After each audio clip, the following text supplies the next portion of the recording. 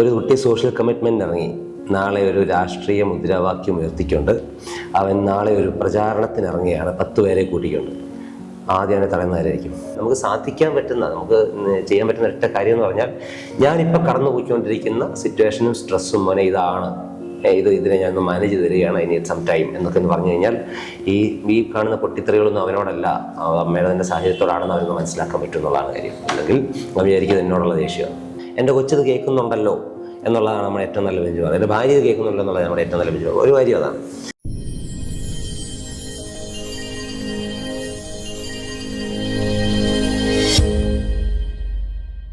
സേറയുടെ തന്നെ മോളുടെ തന്നെ മറ്റൊരുദാഹരണം പറയാം. അതായത് ഈ കാര്യങ്ങളൊക്കെ നമ്മൾ ഇടപെടുന്നുണ്ടോ എന്നതിൻ്റെ അകത്ത് കൃത്യ ഒരു ഉദാഹരണം. ഇയാൾ 2ാം ക്ലാസ്സിലായി ക്ലാസ് പ്രിഫെക്റ്റ് എന്ന് പറയുന്നൊരു ക്ലാസ് ലീഡർ എന്ന് പറയുന്നത്, നമ്മുടെ കാലത്തെ ക്ലാസ് ലീഡർ മോണിറ്റർ എന്ന് പറയുന്ന സാധനം ഇപ്പോൾ ക്ലാസ് പ്രിഫെക്റ്റ് എന്ന് പറയുന്നത്. അതിനകത്ത് ഇലക്ഷനൊക്കെ ഉണ്ട്. അവൾ മത്സരിച്ചു 2ാം ക്ലാസ്സിൽ ക്ലാസ് പ്രിഫെക്റ്റ് ആയി. പിന്നീട് എല്ലാ വർഷവും ഇത് തുടങ്ങുമ്പോൾ ഞാൻ മത്സരിക്കും കേട്ടോ, ഞാൻ മത്സരിക്കും. ഞങ്ങൾ പറയും മാറിക്കൾ മറ്റുള്ളവരോട് മത്സരിക്കട്ടെ. അപ്പോൾ പറയും ഞാൻ മത്സരിക്കും. അപ്പം എൻ്റെ അത്രേ ഓക്കെ ഡു ഇറ്റ്. തോറ്റിട്ട് വരുമ്പം കൊടുക്കുന്ന കാര്യഞ്ഞേക്കരുത്. ഇത്രയേ ഉള്ളൂ കണ്ടീഷൻ. അപ്പം നമുക്കറിയാം ഇത് തോക്കാനുള്ള പോക്കൂടാണ്. പക്ഷേ ഞങ്ങളെ അത്ഭുതപ്പെടുത്തിക്കൊണ്ട് ആളെല്ലാ വർഷവും ഇതുവരെ നടന്ന എല്ലാ ഇലക്ഷനിലും ഫൈനൽ 2 പേരിലെത്തി. ബാക്കി പല സ്പീച്ച് വേറൊക്കെ ഉണ്ട്. ഫൈനൽ 2 പേരിലെത്തുന്നു. ഈ 2 പേരിലെത്തി കഴിയുമ്പോഴത്തേന് ഇലക്ഷൻ നടക്കുന്നു. അടുത്ത ദിവസമാണ് ഇലക്ഷൻ. ആ ഇലക്ഷനിൽ വോട്ട് കുറഞ്ഞ് തോറ്റുപോകും. ഇതാണ് സംഭവം. അപ്പോൾ ഒരു ദിവസം വീട്ടിൽ വന്നിട്ട് പറഞ്ഞു, ഒരു കൂട്ടുകാരി അവളോട് പറഞ്ഞെന്ന്, സേറായിക്ക് വോട്ട് ചെയ്യേണ്ടെന്ന് അമ്മ പറഞ്ഞായിരുന്നു. അപ്പോൾ അവൾ തന്നെ ചോദിച്ചാൽ അതെന്താ അങ്ങനെ പറഞ്ഞതെന്ന്. സേറ ഒന്ന് ലീഡറായതല്ലേ, അപ്പോൾ ഇനി സേറായി ലീഡറാക്കണ്ട എന്ന് പറഞ്ഞു വിട്ടായിരുന്നു. അതിൽ അവൾ തന്നെ ചോദിച്ച ചോദ്യമാണ്, അവരുടെ അമ്മ അങ്ങനെ പറയാൻ പാടുണ്ടോ, അവർക്ക് ഇഷ്ടമുള്ളതൊക്കെ അല്ലേ ഇവർ വോട്ട് ചെയ്യണ്ടേ? മനസ്സിലായില്ലേ? അപ്പം ഈ കുഞ്ഞുങ്ങളുടെ കുഞ്ഞു ലോകത്ത് നമ്മൾ വല്ലാണ്ട് കയറി ഇടപെടുന്നുണ്ട്.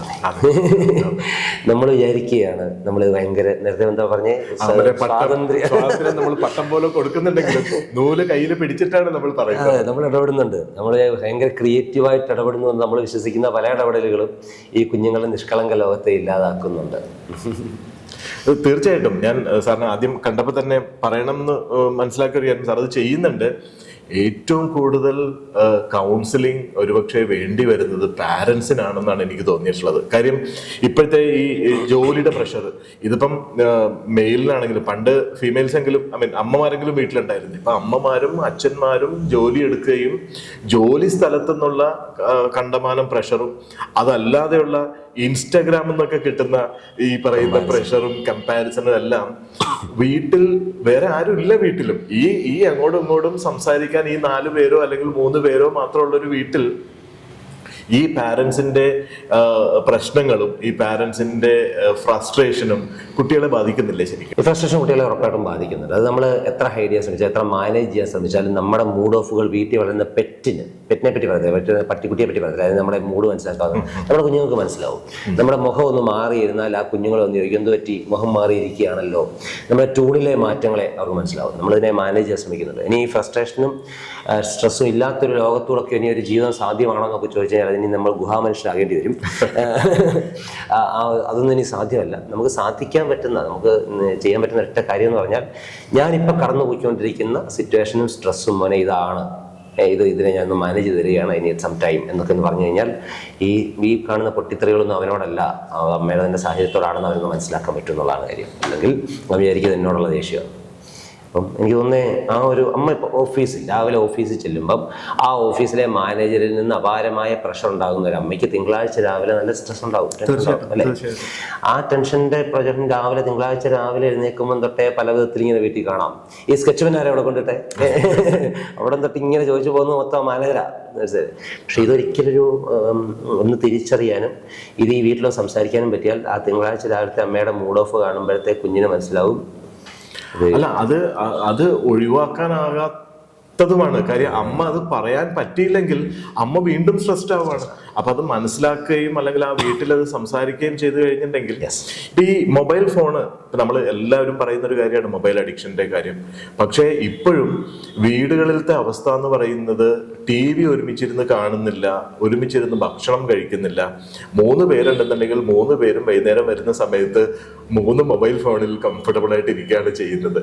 ആ സിറ്റുവേഷൻ ഒന്ന് മാറിയാലല്ലേ ഈ ആ ഒരു ഗൃഹാന്തരീക്ഷത്തിൽ ഈ പറയുന്ന സംസാരം പ്രോപ്പറായിട്ട് നടക്കുള്ളൂ. അതിനുള്ളൊരു സമയം കണ്ടെത്താൻ സാറ് അത് പറഞ്ഞു കൊടുക്കാറുണ്ടോ പാരന്റ്സിന്? മൊബൈൽ അഡിക്ഷൻ എന്നുള്ള വാക്ക് നമ്മൾ പലപ്പോഴും ഉപയോഗിക്കുമ്പം നമ്മുടെ മനസ്സിലിരിക്കുന്നത് കുട്ടികളാണ്. സത്യത്തിൽ ആത്മാർത്ഥമായിട്ട് ചിന്തിച്ച് ചോദിക്കുക, ആരാ അഡിക്റ്റഡ്? ഞാൻ കഴിഞ്ഞ ദിവസം കാസർഗോഡ്, തൃശ്ശൂർ ജില്ലകളിലായിരുന്നു എൻ്റെ ക്ലാസ്. ഞാൻ പോയത് മൊത്തം ട്രെയിനിലായിരുന്നു. എൻ്റെ കയ്യിൽ 3 പുസ്തകങ്ങളുണ്ടായിരുന്നു. അതിൽ 1.5 പുസ്തകം ടു ആൻഡ് ഫ്രോ യാത്ര ഞാൻ വായിച്ചു തീർത്തു. ഞാൻ ശ്രദ്ധിച്ചൊരു കാര്യമേ, റെയിൽവേ സ്റ്റേഷനിലോ ട്രെയിനിൻ്റെ അകത്തോ വെയിറ്റിംഗ് റൂമുകളിലൊന്നും ഇരിക്കുമ്പം എൻ്റെ കൂടെ ഇരുന്ന് 40-കാരനോ 45-കാരനോ 50-കാരനോ ഒരു പത്രം പോലും പിടിച്ചേക്കുന്നത് ഞാൻ കണ്ടിട്ടില്ല. എല്ലാവരും ഇതിൻ്റെ അകത്താണ്. പക്ഷേ നമ്മൾ ഇതങ്ങോട്ട് മാറ്റി വെച്ചിട്ട് പറയും ജെൻസി അഡിക്റ്റഡ് പറയും. വീട്ടിലേക്ക് നമ്മച്ചി ഏറ്റവും കൂടുതൽ നേരം കണ്ടുകൊണ്ടിരിക്കുന്നത് അല്ലേ? സത്യത്തിന് ഇനി മാറ്റി വെച്ചിട്ട് യോഗമൊക്കെ ഉണ്ടോ ചോദിച്ചു കഴിഞ്ഞാൽ എനിക്ക് തോന്നുന്നില്ല. നമ്മൾ ഇനി ഇതിന് തിരിച്ചു പോക്കൊന്നുമില്ല. ഇവിടെ വളരെ കോൺഷ്യസ്ലി നമ്മൾ പണ്ട് തൊട്ടേ പറഞ്ഞിരിക്കുന്ന നോ മൊബൈൽ ടൈം എന്നൊക്കെ പറയുന്ന സംഭവമില്ലേ, അത് ഇത്തിരി ആർദ്രമായിട്ടൊന്ന് തിരിച്ചു പിടിക്കുക എന്നൊക്കെ ഉള്ളതേ ഉള്ളൂ. ഇത്തിരി കളിച്ചിരികളിലൂടെ വീട്ടിലേക്ക് കയറി വരുന്ന അപ്പൻ വന്നേ എല്ലാവർക്കും കൂടെ നമുക്ക് 10 മിനിറ്റ് സംസാരിച്ചിട്ട് 2 മണിക്കൂർ സംസാരിച്ചിട്ട് വളരെ കോൺഷ്യസ്ലി അത് ആ സമയം എടുക്കുക എന്നല്ലാതെ ഞാൻ വേറെ വഴിയൊന്നും. ഇത് സ്വാഭാവികത ഈ മൊബൈലിലേക്ക് പോകാനാണ്. കാരണം എൻ്റെ കസ്റ്റം ഫീഡ് അവിടെ കിടക്കുന്നത്, എൻ്റെ ഇഷ്ടങ്ങൾ അടുത്ത റെക്കമെൻഡേഷനായിട്ട് അവിടെ വന്ന് കിടപ്പുണ്ട്, എനിക്കുള്ള സജഷൻസ് അവിടെ വന്ന് കിടപ്പുണ്ട്, എന്നോടുള്ള കോൺവെർസേഷൻസ് അവിടെ വന്ന് കിടപ്പുണ്ട്. അതിനെ ഇത്തിരി നേരം ഒന്ന് വളരെ ബോധപൂർവ്വം അതെനിക്ക് മാത്രമല്ല, എൻ്റെ വീട്ടിലെ ഓരോരുത്തർക്കുള്ള ഇഷ്ടങ്ങൾ അവിടെ വന്ന് കിടപ്പുണ്ട്. ടി വിക്കകത്ത് എന്താ പ്രശ്നം? ടി വിക്കകത്ത് ഈ പറഞ്ഞാൽ എൻ്റെ ഇഷ്ടം, എനിക്ക് ലോകത്തെ വാർത്ത കാണാൻ ആഗ്രഹിക്കുന്ന യുദ്ധം കാണാൻ ആഗ്രഹിക്കും. ഇപ്പോൾ ഇപ്പുറത്തേക്കുന്ന കുഞ്ഞിന് പക്ഷേ അത് കാണാനല്ല ആഗ്രഹം, അപ്പുറത്തേക്കുന്ന അമ്മയ്ക്ക് ഒരു ചിരി മറുചിരി കാണാൻ ആഗ്രഹമുണ്ട്. അപ്പം ഇത് 3 കൂടി ഒരുമിച്ച് ടി വി കാണാൻ പറ്റില്ല. അപ്പോൾ എനിക്ക് പക്ഷേ കാണാൻ പറ്റുന്ന കസ്റ്റം ഫീഡ് എൻ്റെ കിടക്കുമ്പോൾ ഞാനത് പ്രിഫർ ചെയ്തു. നമുക്ക് ചെയ്യാൻ പറ്റുന്നത് ഈ പറഞ്ഞ പോലെ വളരെ കോൺഷ്യസ്ലി ആ സമയം ഉണ്ടാക്കിയെടുക്കുക എന്ന് മാത്രമാണ്. അതിനിപ്പോൾ ഈ പറഞ്ഞാൽ നമ്മൾ അതിനൊക്കെ നാടകീയമാക്കേണ്ട കാര്യം. എല്ലാ ദിവസവും 7 മണിക്ക് നമുക്ക് ഇരിക്കാം. അതൊക്കെയാണ് അത് നടക്കുന്ന കാര്യം. വളരെ എന്താ പറയുക, ഡ്രമാറ്റിക് ആയി അത് നടക്കുന്ന കേസല്ല. അത് വളരെ സ്വാഭാവികമായിട്ട് അതിലോട്ടിങ്ങ് എത്തിച്ചേരാൻ ആ വീടിന് നേതൃത്വം നൽകുന്ന മനുഷ്യർ, അല്ലെ ആ വീട്ടിലെ ഹെഡ് ഓഫ് ദി ഡിപ്പാർട്ട്മെൻറ്റോ, അവർ രണ്ടും കൂടെ അങ്ങ് ശ്രമിച്ചുകൊണ്ടിരിക്കും. ഇപ്പോൾ ഒരാളത് മറന്നുപോയാൽ മറ്റേ ചെയ്യുക, വൈഫ് മറന്നുപോയാൽ ഹസ്ബൻഡ് ഒന്ന് ചെയ്യുക, ഹസ്ബൻഡ് മറന്നുപോയാൽ വൈഫും ചെയ്യുക. ഇനി ആ വീട്ടിലെ മൂത്ത കുഞ്ഞിനെ അവർ ബോധ്യക്കേണ്ട അയാൾ അതിനകത്ത് നിന്ന് വിളിച്ചു. അപ്പോൾ അത് ജൈവികമായിട്ട് നമ്മൾ എത്തിച്ചേരേണ്ട പ്രക്രിയയായിട്ട് ഇനിയിപ്പോൾ ഒരു ദിവസം മുടങ്ങിപ്പോയോ 2ാമത്തെ ദിവസം വീണ്ടും പിടിക്കും. അതേ മാർഗമുള്ളൂ. ഇപ്പോഴത്തെ കുട്ടികൾ, നമ്മൾ ജെൻസിയുടെ കാര്യങ്ങൾ പറയുന്ന സമയത്ത് ഞാൻ മനസ്സിലാക്കിയിട്ടുള്ള ഒരു കാര്യം എന്ന് പറയുന്നത് ഇവരുടെ ക്ഷമ ഇല്ലായ്മ. നമുക്ക് കൂടുതൽ ക്ഷമയുള്ളത് കൊണ്ടാണോ എന്ന് എനിക്കറിയില്ല. ഇവരുടെ ക്ഷമയില്ലായ്മ എന്ന് പറഞ്ഞൊരു സംഗതിയുണ്ട്. കാര്യം എന്ന് വെച്ചിട്ടുണ്ടെങ്കിൽ ഇവരുടെ സ്ക്രീൻ ടൈം ആണെങ്കിലും ഇവര് ചെയ്യുന്ന കാര്യങ്ങളാണെങ്കിലും വളരെ ക്വിക്കായിട്ട് കാര്യങ്ങൾ ചെയ്തു പോകുന്ന ആൾക്കാരാണ്. അപ്പൊ നമ്മൾ എന്തെങ്കിലും ഒരു പറഞ്ഞു തുടങ്ങുമ്പോൾ തന്നെ അച്ഛൻ കാര്യത്തിലേക്ക് വാ എന്ന് പറയുന്ന ഒരു സംഗതിയാണ്. അപ്പൊ ഈ ക്ഷമയില്ലായ്മ ഒന്ന്, പിന്നെ പല കുട്ടികളിലും ഞാൻ കണ്ടിട്ടുള്ളത് പെട്ടെന്ന് ദേഷ്യം വരിക എന്ന് പറയുന്ന ഒരു സംഗതി. ഇതൊരു പ്രശ്നമായിട്ട് സാറ് കൗൺസിലിംഗ് ചെയ്യുമ്പോഴത്തേക്കും കാണാറുണ്ട് ഇപ്പോഴത്തെ കുട്ടികളിൽ. ദേഷ്യം ഒരു വലിയ വിഷയം തന്നെയാണ്. നമ്മൾ അഡ്രസ് ചെയ്യേണ്ടി വരുന്ന വിഷയങ്ങളിൽ ഏറ്റവും കൂടുതൽ നിൽക്കുന്ന ദേഷ്യമാണ്. ക്ഷമയും ദേഷ്യമൊക്കെ നമ്മളൊന്ന് കമ്പയർ ചെയ്യുമ്പോഴേ നമ്മൾ പറയുമ്പോൾ ഈ 2 തലമുറകളെ പറ്റി പറയുമ്പം ഈ സാറിന് ഓർമ്മയുണ്ട്, ടി വിയുടെ ആന്റിനയുടെ ഗ്രെയിൻസ് തിരിച്ച് ക്ലിയർ ആക്കി ചെയ്തിരുന്നില്ലേ? നമ്മുടെ കുഞ്ഞുങ്ങൾ അങ്ങനെ ചെയ്തിട്ടുണ്ടോ? ഇല്ല. ഈ 4 മണി വരെ 3:45 ഒരു കടുങ്കാപ്പി ഇട്ടുണ്ട്, 4 മണിക്ക് ഒരു സിനിമ കാണാൻ അന്നേരം ഏതെങ്കിലും ഒരു മനുഷ്യൻ മരിച്ചു പോയി കഴിഞ്ഞാൽ, ഒരു പ്രമുഖ വ്യക്തി മരിച്ചു പോയാൽ കുറേ ബാൻഡും ഗീനും അല്ലെ. പിന്നെ നമ്മളെ ക്ഷമ പഠിപ്പിച്ച കാര്യങ്ങൾ എത്രയാണ്. ക്രിക്കറ്റ് കളിക്കുമ്പം നമ്മുടെ പറമ്പിൽ കയറാൻ പറ്റാത്തതിന് നമ്മളെ ഓടിച്ചിടും, റബ്ബർ തോട്ടത്തിൽ കയറാൻ പറ്റാത്ത. ആ റബ്ബർ തോട്ടത്തിന് ഉടമസ്ഥൻ പോകുന്നിടം വരെ കാത്തിരുന്നിട്ട് അയാൾ പോയി കഴിയുമ്പോൾ ഇതിന് ക്ഷമ പഠിക്കാനുള്ള സാഹചര്യം നമുക്കുണ്ടായിരുന്നു, ക്ഷമിച്ച് കാത്തിരിക്കാനുള്ള സാഹചര്യം ഉണ്ടായിരുന്നു. അവൻ ആ സാഹചര്യം ഉണ്ടായിട്ടില്ല. ഒരു ചാനലിലെ സിനിമ ഇഷ്ടപ്പെട്ടില്ലെങ്കിൽ അടുത്ത ചാനലിലേക്ക് സ്കിപ്പ് ചെയ്യാൻ സാധ്യത ഉണ്ടായിരുന്ന കുഞ്ഞാണ്. ഓപ്ഷൻസ് ഇഷ്ടം പോലെ ഉണ്ടായിരുന്ന ആളാണ്. ആ ഓപ്ഷൻസിൻ്റെ സമയദൈർഘ്യം കുറഞ്ഞു വന്ന് നമ്മുടെ റീലുകളുടെയും ഹിറ്റ് റീലുകളുടെ 1-20 സെക്കൻഡ്, പിന്നെയും കുറഞ്ഞു വന്ന് 60 സെക്കൻഡ് ഷോർട്സ്, അങ്ങനെ ഏറ്റവും ഷോർട്ട് സ്പാന്. പിന്നെ ഇപ്പം ജാപ്പനീസ് ഷോർട്ട് മൂവീസ് 30 സെക്കൻഡ് മൂവീസിൻ്റെ കാലത്ത് നമ്മൾ ഇരിക്കുന്ന കുഞ്ഞിന് അവന് ക്ഷമയില്ലായ്മയെ നമുക്ക് മാനേജ് ചെയ്യുക എന്നുള്ളതേ ഉള്ളൂ സാറേ. ഇനിയിപ്പം മാനേജ് ചെയ്യുക എന്നുള്ളതേ ഉള്ളൂ. It's A fact. അവൻ്റെ മാനേജ് ചെയ്യുക എന്നുള്ളതേ ഉള്ളൂ നമ്മുടെ മുമ്പിൽ ചെയ്യാൻ പറ്റുന്ന വഴി. നമുക്ക് മാറിയ സാഹചര്യത്തെ എല്ലാം കുറ്റം പറഞ്ഞുകൊണ്ടോ അല്ലെങ്കിൽ ഇതിങ്ങനെയാണ് പരിതപിച്ചോ ഇനിയും മുന്നോട്ട് പോകാൻ പറ്റില്ല. അത് യാഥാർത്ഥ്യം. മാനേജ് ചെയ്യാൻ വി ഹാവ് ടു അപ്ഡേറ്റ്. നമ്മളതിലേക്ക് അപ്ഡേറ്റ് ചെയ്യണം. എനിക്ക് പിന്നെ സാറോട് ചോദിക്കാറുള്ളത്, ഇപ്പോഴത്തെ കുട്ടികൾ ശരിക്കും പറഞ്ഞിട്ടുണ്ടെങ്കിൽ ഈ ടെക്നോളജിയിലേക്ക് പിറന്നു വീഴുന്ന കുട്ടികളാണ്. ഒരുപാട് കാര്യങ്ങൾ നമ്മളെക്കാൾ അറിയാവുന്ന കാര്യങ്ങളാണ്. ഞാൻ സാർ ശ്രദ്ധിച്ചിട്ടുണ്ടോ എന്ന് എനിക്കറിഞ്ഞൂടാ, ഇപ്പോൾ യൂസർ മാനുവൽ എന്ന് പറഞ്ഞൊരു സംഗതിയില്ല. പണ്ട് നമുക്കൊരു എല്ലാത്തിനും ഒന്നോ രണ്ടോ സ്റ്റെപ്പിൽ അത് അറിയാവുന്ന കുട്ടികളുമാണ്. ഈ കുട്ടികളെല്ലാവരും അത്യാവശ്യം നന്നായിട്ട് പഠിക്കുന്നത്. ഞാനത് പ്രത്യേകിച്ച് പറയുന്നത്, ഞങ്ങളൊരു കാലഘട്ടത്തിൽ ഒരു 50 പേരുണ്ടായിരുന്നെങ്കിൽ 30 പിള്ളേര് വളരെ സന്തോഷമായിട്ട് തോൽക്കുന്ന ഒരു സാഹചര്യം ഉണ്ടായിരുന്നു. പക്ഷെ ഇന്നത്തെ കുട്ടികളാരും തോൽക്കുന്നില്ല. പക്ഷേ ഇവരാരും ഒരു ഹയർ സ്റ്റാൻഡേർഡിലേക്ക്, എനിക്ക് ഇന്ന ഒരു ലൈഫിലേക്ക്, ഇപ്പം നമ്മുടെ അബ്ദുൽ കലാം സാറൊക്കെ പറഞ്ഞ മാതിരി ഒരു ഡ്രീമിന്റെ പുറകെ എത്രത്തോളം പോകുന്നുണ്ട്.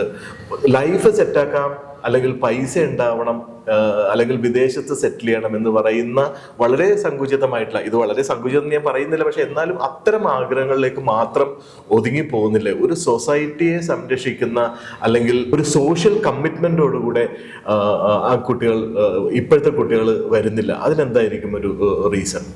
ചോദ്യം. ഒരു കുട്ടി സോഷ്യൽ കമ്മിറ്റ്മെന്റ് ഇറങ്ങി, നാളെ ഒരു രാഷ്ട്രീയ മുദ്രാവാക്യം ഉയർത്തിക്കൊണ്ട് അവൻ നാളെ ഒരു പ്രചാരണത്തിന് ഇറങ്ങിയാണ് 10 പേരെ കൂട്ടിക്കൊണ്ട്. ആദ്യം അവനെ തടയുന്നവരായിരിക്കും നമ്മൾ തന്നെയായിരിക്കും. പണിയിലെല്ലാം ചോദിക്കും. ഒന്ന് ആദ്യം അതൊന്ന്. രണ്ട്, ഇന്നത്തെ കാര്യം. രണ്ട്, നമ്മുടെ വീടുകളിൽ നമ്മൾ സംസാരിക്കുന്നത് എന്താ? അവനവൻ്റെ കാര്യം നോക്കിയോ, അവൻ്റെ കാര്യം നോക്കിയോ. ഈ നാട്ടുകാരായിരുന്നു നമ്മളെ നടക്കുന്നത്. ഈ ഡയലോഗൊക്കെയാണ് നമ്മൾ ഈ പറഞ്ഞു വരുന്നത്. അവനവനിസം എന്നത് നമ്മൾ ഫീഡ് ചെയ്തതാണ്. അവനവനിസം എന്നത് നമ്മൾ ഫീഡ് ചെയ്തതാണ്. കളിസ്ഥലങ്ങളിലും ക്ലബ്ബുകളിലും നാട്ടിൻപുറങ്ങളിലും നമ്മൾ ഒരു സൊസൈറ്റിയെ രൂപപ്പെടുത്തിയിരുന്ന കാലഘട്ടത്തിൽ നിന്ന് വ്യത്യസ്തമായി സോഷ്യൽ മീഡിയയിൽ, നമ്മുടെ ഗ്രൂപ്പുകളിൽ, നമ്മുടെ കമ്മ്യൂണിറ്റികളിൽ ഒക്കെയായി നമ്മുടെ നാട്ടിൻപുറം പരിസരത്തെ പറിച്ചു നടപ്പെട്ടു. അതിങ്ങനെ ചുരുങ്ങി വന്ന് പേഴ്സണൽ ഗ്രൂപ്പുകളായി മാറി. അവിടെ നിന്ന് പേഴ്സണൽ ചാറ്റുകളായി മാറിയിരിക്കുന്ന ലോകത്താണ് നമ്മൾ ജീവിക്കുന്നത്. അവിടെ ഈവൻ ഈ ജെൻസിയുടെ കൂടെ ഞാൻ ഈ 2 വർഷം ഒന്ന് കോളേജിൽ പോയി പഠിച്ചായിരുന്നു. കഥ മേ ബി പറയായിരിക്കും. അപ്പോൾ അങ്ങനെ പഠിച്ച് എനിക്ക് തോന്നിയൊരു കാര്യമേ, അവൻ ചോദിക്കുന്നൊരു ചോദ്യമാണ്, ഒരൊറ്റ ജീവിതം. അതിങ്ങനെ കുറേ ഫിലോസഫികളും കുറേ തത്വചിന്തയും ഇതൊക്കെ വെച്ച് നമ്മളിങ്ങനെ അർത്ഥവത്തായ ജീവിതം എന്നൊക്കെ പറഞ്ഞ് ഇങ്ങനെ മസിൽ പിടിച്ച് ക്രിഞ്ചടിച്ച് പോകണോ, അതോ അടിച്ചുപൊളി ജീവിക്കണോ? ഇതിൽ ഈ രണ്ടാമത്തെ ഫിലോസഫിയെയാണ് കൂടുതൽ പേരും പിന്നിലുന്നതായി ഞാൻ കാണുന്നത്. ഇനി അതൊന്നും അല്ലാതെ ജീവിതത്തിൻ്റെ അർത്ഥത്തിനെയും ഡെപ്തിനെയും ആഴത്തെയും സെൽഫ് ആക്ച്വലൈസേഷനെയും ഒക്കെ തേടുന്ന ഒരു ഒറ്റ കുഞ്ഞുങ്ങളെ ഞാൻ കണ്ടിട്ടുണ്ട്. ഞങ്ങളുടെ MSW ഡിപ്പാർട്ട്മെൻറ്റിലെ കുറേ പേരുടെ മുഖമൊക്കെ എൻ്റെ മനസ്സിൽ ഓർമ്മയുണ്ട്. കുറേ കുട്ടികൾ നന്നായി വായിക്കുന്ന, ആഴങ്ങൾ തേടുന്ന, എഴുതുന്ന മക്കളുണ്ട്. ഇച്ചിരി മൈനോറിറ്റിയാണ്. നേരത്തെ കോളേജുകളിലും പ്രത്യേകിച്ച് ആർട്സ് ആൻഡ് സയൻസ് കോളേജുകളിലൊക്കെ ഇത്തരം കുട്ടികളുടെ എണ്ണം കൂടുതലായിരുന്നെങ്കിൽ, അവിടെ രാഷ്ട്രീയം ഉണ്ടായിരുന്നെങ്കിൽ, രാഷ്ട്രീയവാദമൊക്കെ ഞങ്ങളുടെ ട്രെൻഡാണ്. രാഷ്ട്രീയം ഒന്നും വേറെ പണിയില്ലേ എന്നൊക്കെയാണ് ചോദിക്കുന്നത്. എൻ്റെ ഹോസ്റ്റൽ റൂമിൽ, ഈ ഹോസ്റ്റൽ റൂം നോക്കാൻ ഞാൻ തെറ്റിദ്ധാരണയ്ക്ക് സാധ്യതകളുണ്ട്. ഞാൻ ഈ കഴിഞ്ഞ 2 വർഷം ഒരു വിദ്യാർത്ഥിയായിരുന്നു. കുട്ടിക്കാനം മരിയം കോളേജ് എന്ന് പറഞ്ഞ കോളേജിൽ എൻ്റെ 2ാമത്തെ PG masters in computer application, ഞാൻ നമുക്ക് ഡിസ്റ്റൻസിൽ ചെയ്യാവുന്നതായിരുന്ന ഒരു കോഴ്സിനെ അങ്ങനെ ചെയ്യണ്ട എന്ന് തീരുമാനിച്ച് ഞാൻ പോയി കോളേജിൽ നിന്ന് പോയി ചേർന്ന് പഠിച്ചു. രാവിലെ 8:30 ആകുമ്പോൾ യൂണിഫോം ഒക്കെ ആയിട്ട് ക്ലാസ്സിൽ കയറിയിരുന്ന് 22 വയസ്സുകാരൻ്റെ ഒപ്പം ക്ലാസ് ചെയ്ത് ഇൻ്റർണൽ അസസ്മെൻറ്റ് എക്സാംസ് ഒക്കെ എഴുതി, സെമസ്റ്റർ എക്സാംസ് ഒക്കെ. എൻ്റെ PTA മീറ്റിങ്ങിന് വന്നുകൊണ്ടിരുന്നത് ഭാര്യയും കൊച്ചുമാണ്. ഒരു പരീക്ഷയ്ക്ക് മാറി പറഞ്ഞപ്പം വീട്ടിൽ നിന്ന് വിളിക്കണമായിരുന്നു. അന്നും ഭാര്യയും കൊച്ചുമാണ് വന്നത്. അങ്ങനെ അപ്പോൾ ഇവൻ്റെ കൂടെ 6 പേരുടെ ഷെയറിങ് അക്കോമഡേഷൻ ഞാൻ ഹോസ്റ്റലിൽ താമസിച്ചിട്ടുണ്ട്. ഞങ്ങളിങ്ങനെ വർത്തമാനം പറഞ്ഞാൽ ശ്രദ്ധിച്ചൊരു കാര്യം, ഞങ്ങൾ ഒരിക്കലും മിച്ചർ കഴിച്ചുകൊണ്ടിരിക്കുക. ഞാൻ ചീട്ട് കളിക്കുന്നു, എന്നോട് മിച്ചർ കഴിക്കുന്നു. അപ്പോൾ ഈ മിച്ചറിനൊക്കെ എന്താ വില എന്ന് പറഞ്ഞുകൊണ്ട് ഈ കഴിഞ്ഞ ആരോ ഒരു കോൺവെർസേഷൻ പറഞ്ഞു. അപ്പോൾ ഞാൻ പറഞ്ഞു, നീയൊക്കെ വോട്ട് ചെയ്യേണ്ടപ്പോൾ വോട്ട് ചെയ്യേണ്ടടാ, എന്നിട്ട് മിച്ചറിൻ്റെ വിലയും പറഞ്ഞുകൊണ്ടിരുന്നോ. അപ്പോൾ എടുത്ത വായിലൊരുത്തും ചോദിക്കുകയാണ്, പിന്നെ പ്രധാനമന്ത്രിയല്ലേ മിച്ചറിൻ്റെ വില തീരുമാനിക്കുന്നത്. അപ്പോൾ എനിക്ക് മനസ്സിലായി, ഈ എലക്റ്റഡ് ഗവൺമെൻറ് അവൻ കഴിക്കുന്ന മിച്ചറിൻ്റെ വിലയെ തീരുമാനിക്കുന്നുണ്ടെന്നും അവരുടെ പോളിസികൾ, സാമ്പത്തിക പോളിസികൾ അവൻ കഴിക്കുന്ന ഒരു ചോറിൻ്റെ പോലും രാഷ്ട്രീയത്തെയും അതിൻ്റെ വിലയെയും സ്വാധീനിക്കുന്നുണ്ടെന്നും മനസ്സിലാക്കാനുള്ള രാഷ്ട്രീയ ബോധം ആ 22-കാരനില്ലായിരുന്നില്ല. എന്നെ അത്ഭുതപ്പെടുത്തി മറ്റു കാര്യങ്ങൾ പറയാം. ഞാൻ അവിടുത്തെ ഫസ്റ്റ് ഇയേഴ്സിൻ്റെ അഡ്മിഷന് ഈ ടീച്ചേഴ്സുമായിട്ടൊന്ന് സഹകരിച്ചായിരുന്നു. അപ്പോൾ ആ പ്രോസസ്സ് ഒന്ന് കംപ്ലീറ്റ് ചെയ്യാൻ വേണ്ടി ഞങ്ങളെ കുറച്ച് വോളണ്ടിയേഴ്സിനെ വിളിച്ചപ്പോൾ ഞാൻ അപ്പുറത്ത് നിന്നായിരുന്നു. ഞാൻ ശ്രദ്ധിച്ചൊരു കാര്യമായി, പേരൻസിൻ്റെ കൂടെ വരാത്ത കുട്ടികൾ ഈ അഡ്മിഷൻ പ്രോസസ്സ് പൂർത്തിയാക്കാൻ അവരുടെ നിയോജക മണ്ഡലം, അസംബ്ലി മണ്ഡലം, നിയോജക മണ്ഡലം, വാർഡ് ഈ കാര്യങ്ങൾ വീട്ടിൽ വിളിച്ച് ചോദിക്കുകയാണ്, ഫില്ല് ചെയ്യാൻ. സാറേ 18ാമത്തെ വയസ്സിൽ വോട്ട് ചെയ്ത് 4 വർഷം കഴിയുന്നവനാണ്, ഒരു നിയോജക മണ്ഡലം അറിയത്തില്ല, അത് വീട്ടിൽ വിളിച്ച് ചോദിക്കണം. അപ്പം ഞങ്ങൾക്ക് അങ്ങനെയാണ്. ഞങ്ങളുടെ ഈ ലോകത്ത് കുറച്ചൊക്കെ നമ്മുടെ സന്തോഷങ്ങളെ തേടി അങ്ങ് പോയി കഴിഞ്ഞാൽ അതൊക്കെയാണ് ബാക്കിയെല്ലാം ഒരുമാതിരി ക്രിഞ്ചാണ്.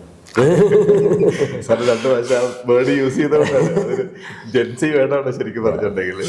അപ്പൊ അതെല്ലാം നമ്മൾ മനസ്സിലാക്കിയാൽ മാത്രമേ നമുക്ക് ഇവരോട് ഇടപഴകാനും അവരുടെ കാര്യങ്ങൾ മനസ്സിലാക്കാനും പറ്റുള്ളൂ. ഭാഷ പരസ്പരം മനസ്സിലാകാത്തത് നമുക്ക് പിടികിട്ടത്തില്ല.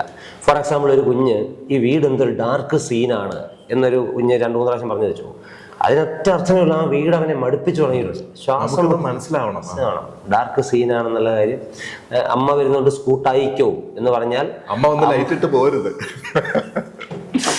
അപ്പം അതിനവരെ ഭാഷ നമ്മൾ അറിയാം. ഭാഷ തീർച്ചയായും ബൈലൊക്കെ എനിക്ക് അവൻ്റെ കൂടെ 2 വർഷം ഒന്ന് ജീവിച്ച് മീൻസ് ഈ ഉപദേശിക്കുന്ന ആളായി നിന്നാൽ, കൗൺസിലറായി നിന്നാൽ, ടീച്ചറായി നിന്നാൽ, അവൻ്റെ ഏതെങ്കിലും ഗുരുനാഥനായോ അവൻ്റെ മതാധ്യാപകനായോ നിന്നാൽ നമുക്കതിനെ മനസ്സിലാക്കാൻ പറ്റില്ല. അവനേക്കാൾ കച്ചറയായ ഒരു കൂട്ടുകാരനായിട്ട് നിന്നാൽ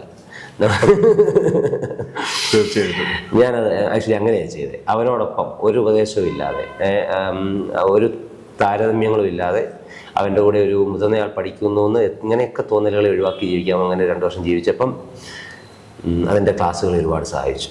തീർച്ചയായിട്ടും സാറ് പറഞ്ഞ പോലെ തന്നെയാണ്. കാര്യം നമ്മൾ പലപ്പോഴും അവര് നമുക്ക് അങ്ങനെ ഞാൻ ഓപ്പൺ ആണ്, നമ്മളിത് ഒരു പ്രാവശ്യം സംസാരിച്ചതാണ്, ഓപ്പൺ ആണ് എന്ന് പറയുമെങ്കിൽ പോലും അവരൊട്ടും ഓപ്പൺ അല്ല എന്ന് നമ്മളത് മനസ്സിലാക്കണം. അപ്പം അവർ പറയാതെ പറയുന്ന പല കാര്യങ്ങളും മനസ്സിലാക്കലാണ് ശരിയായ ഒരു കൗൺസിലറിൽ. അവൻ പറയുന്നതിന്റെ അകത്തൂടെ വായിക്കാൻ പറ്റണം. അതെ അതെ, എഴുതാപ്പുറങ്ങൾ വായിച്ച് അവനെ മനസ്സിലാക്കാൻ പറ്റണം. പക്ഷെ ഞാൻ പറഞ്ഞില്ലേ, ഇവൻ പറയും വിശ്വാസത്തിലെടുത്താൽ ഇയാളിൽ നിന്ന് എനിക്ക് പ്രോപ്പറായ ഡയറക്ഷൻസ് കിട്ടാൻ സാധ്യതയുണ്ട് എന്ന് തോന്നുന്നത് ഈ കുഞ്ഞുങ്ങൾ ഉപദേശം ചോദിക്കാൻ ആഗ്രഹമുള്ള മനുഷ്യരാണ്. കാരണം അവർക്ക് അത്രയും സംശയങ്ങളുണ്ട്. ഉദാഹരണത്തിന് നമ്മളിങ്ങനെ ഈ മണ്ണ് കുഴച്ച് മനുഷ്യനെ ഉണ്ടാക്കിയ ദൈവസങ്കല്പത്തെ പറ്റി ദൈവത്തെപ്പറ്റി നമ്മളിപ്പോൾ അപ്പുറത്ത് പഠിപ്പിക്കുമ്പം അപ്പുറത്തൊരു രവിചന്ദ്രൻ CEO ന്യൂറോൺസ് എസൻസ് ഗ്ലോബലോ എത്തിയസം പഠിപ്പിക്കുന്നുണ്ട്. അഗ്നോസിസം ഇപ്പുറത്തുണ്ട്. ഇതിനിടയ്ക്ക് ഏത് നിലപാടാണ് എന്നതിനെ പറ്റിയുള്ള ചോദ്യം ഈ കുഞ്ഞിൻ്റെ മുമ്പിലുണ്ട്.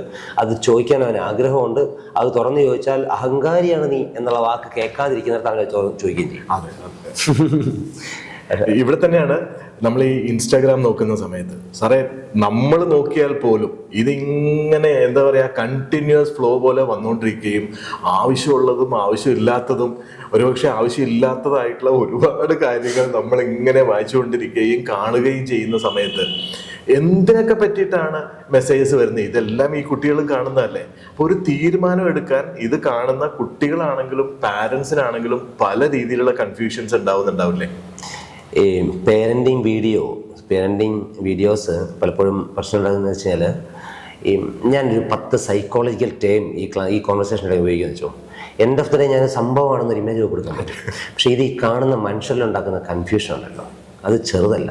അതുണ്ടാക്കുന്ന ഒരു ബാധ്യത, നമ്മൾ സെറ്റ് ചെയ്യുന്ന ഈ ഹൈ സ്റ്റാൻഡേർഡിനൊപ്പം എനിക്ക് ജീവിക്കാൻ പറ്റുന്നില്ലല്ലോ, അല്ലെങ്കിൽ ഞാൻ ഇങ്ങനെയൊന്നും ഒരു പേരൻ്റ് അല്ലല്ലോ എന്ന് റിഗ്രറ്റൊക്കെ ഒരു അമ്മയിലപ്പൻ ഉണർത്തി വിടുക എന്ന് പറയുന്നത് ഭയങ്കര പാടാണ്. സാറേ, ഈ വീഡിയോസും കണ്ടൻറ്റൊക്കെ ചെയ്യുമ്പോഴേ, അല്ലെങ്കിൽ ഒരു ക്ലാസ് അറ്റൻഡ് ചെയ്യുമ്പോൾ പോലും ഞാൻ പറഞ്ഞ ഒരു മാനദണ്ഡം ഇതാണ്. നമുക്ക് 2 വിധത്തിൽ ഈ കൗൺസിലിംഗ് ക്ലാസ്സുകളെ അല്ലെ സെമിനാറുകളെ, മോട്ടിവേഷൻ സെമിനാറിനെയൊക്കെ അപ്രോച്ച് ചെയ്യാം.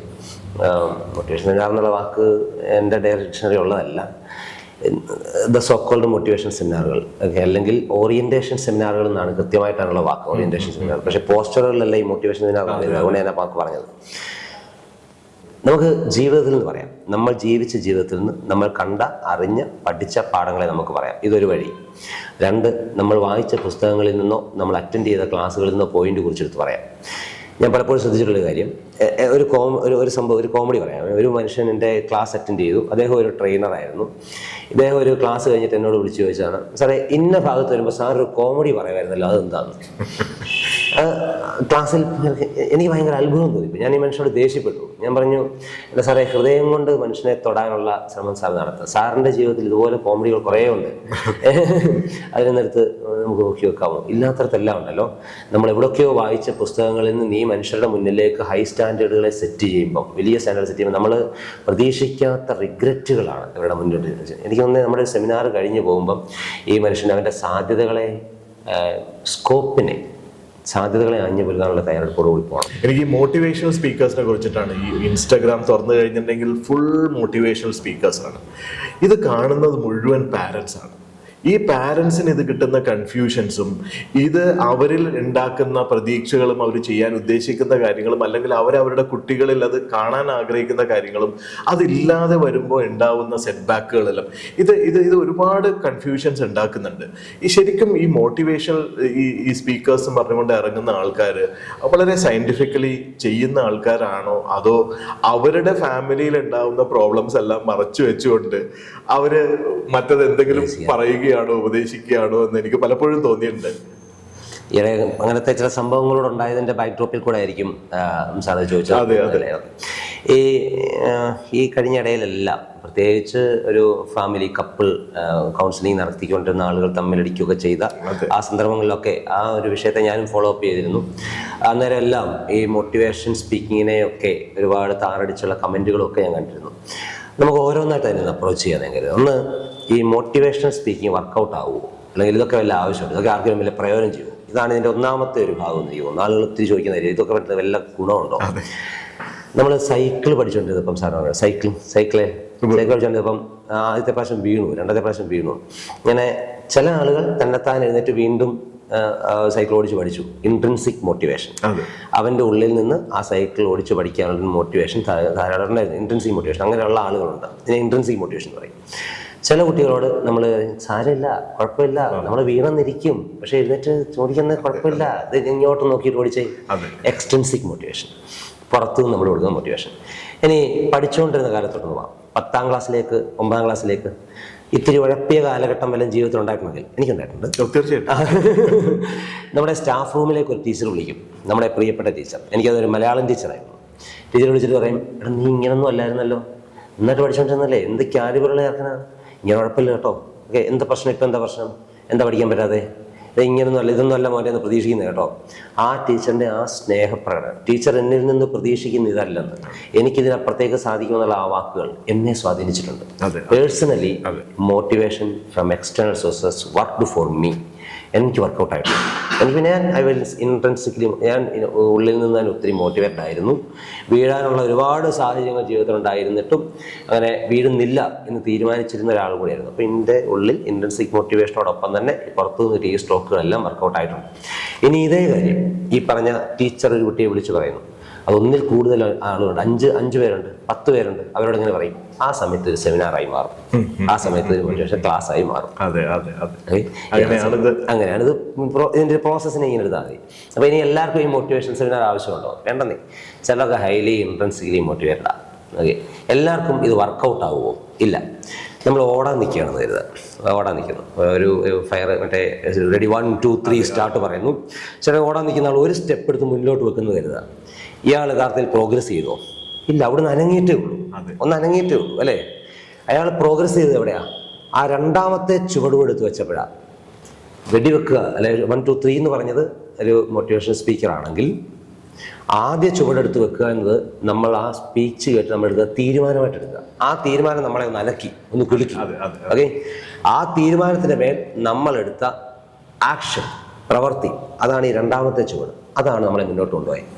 മോട്ടിവേഷൻ സ്പീക്കറുടെ അല്ലെങ്കിൽ ആ സ്പീച്ച് ചെയ്ത ട്രെയിനിങ് നൽകിയ ആളുടെ വാക്കുകൾ ഞാൻ സ്വീകരിച്ചിട്ട് എൻ്റെ തീരുമാനങ്ങളിൽ അധിഷ്ഠിതമായി ഞാൻ പ്രവർത്തിച്ചില്ലെങ്കിൽ ഇതുകൊണ്ടൊരു പ്രയോജനം. എൻഡ് ഓഫ് ദ ഡേ ഈ നമ്മൾ തീപ്പെട്ടി വരയ്ക്കുന്നതല്ല, തീൻ്റെ തൊണ്ട്. പക്ഷേ it needs A friction.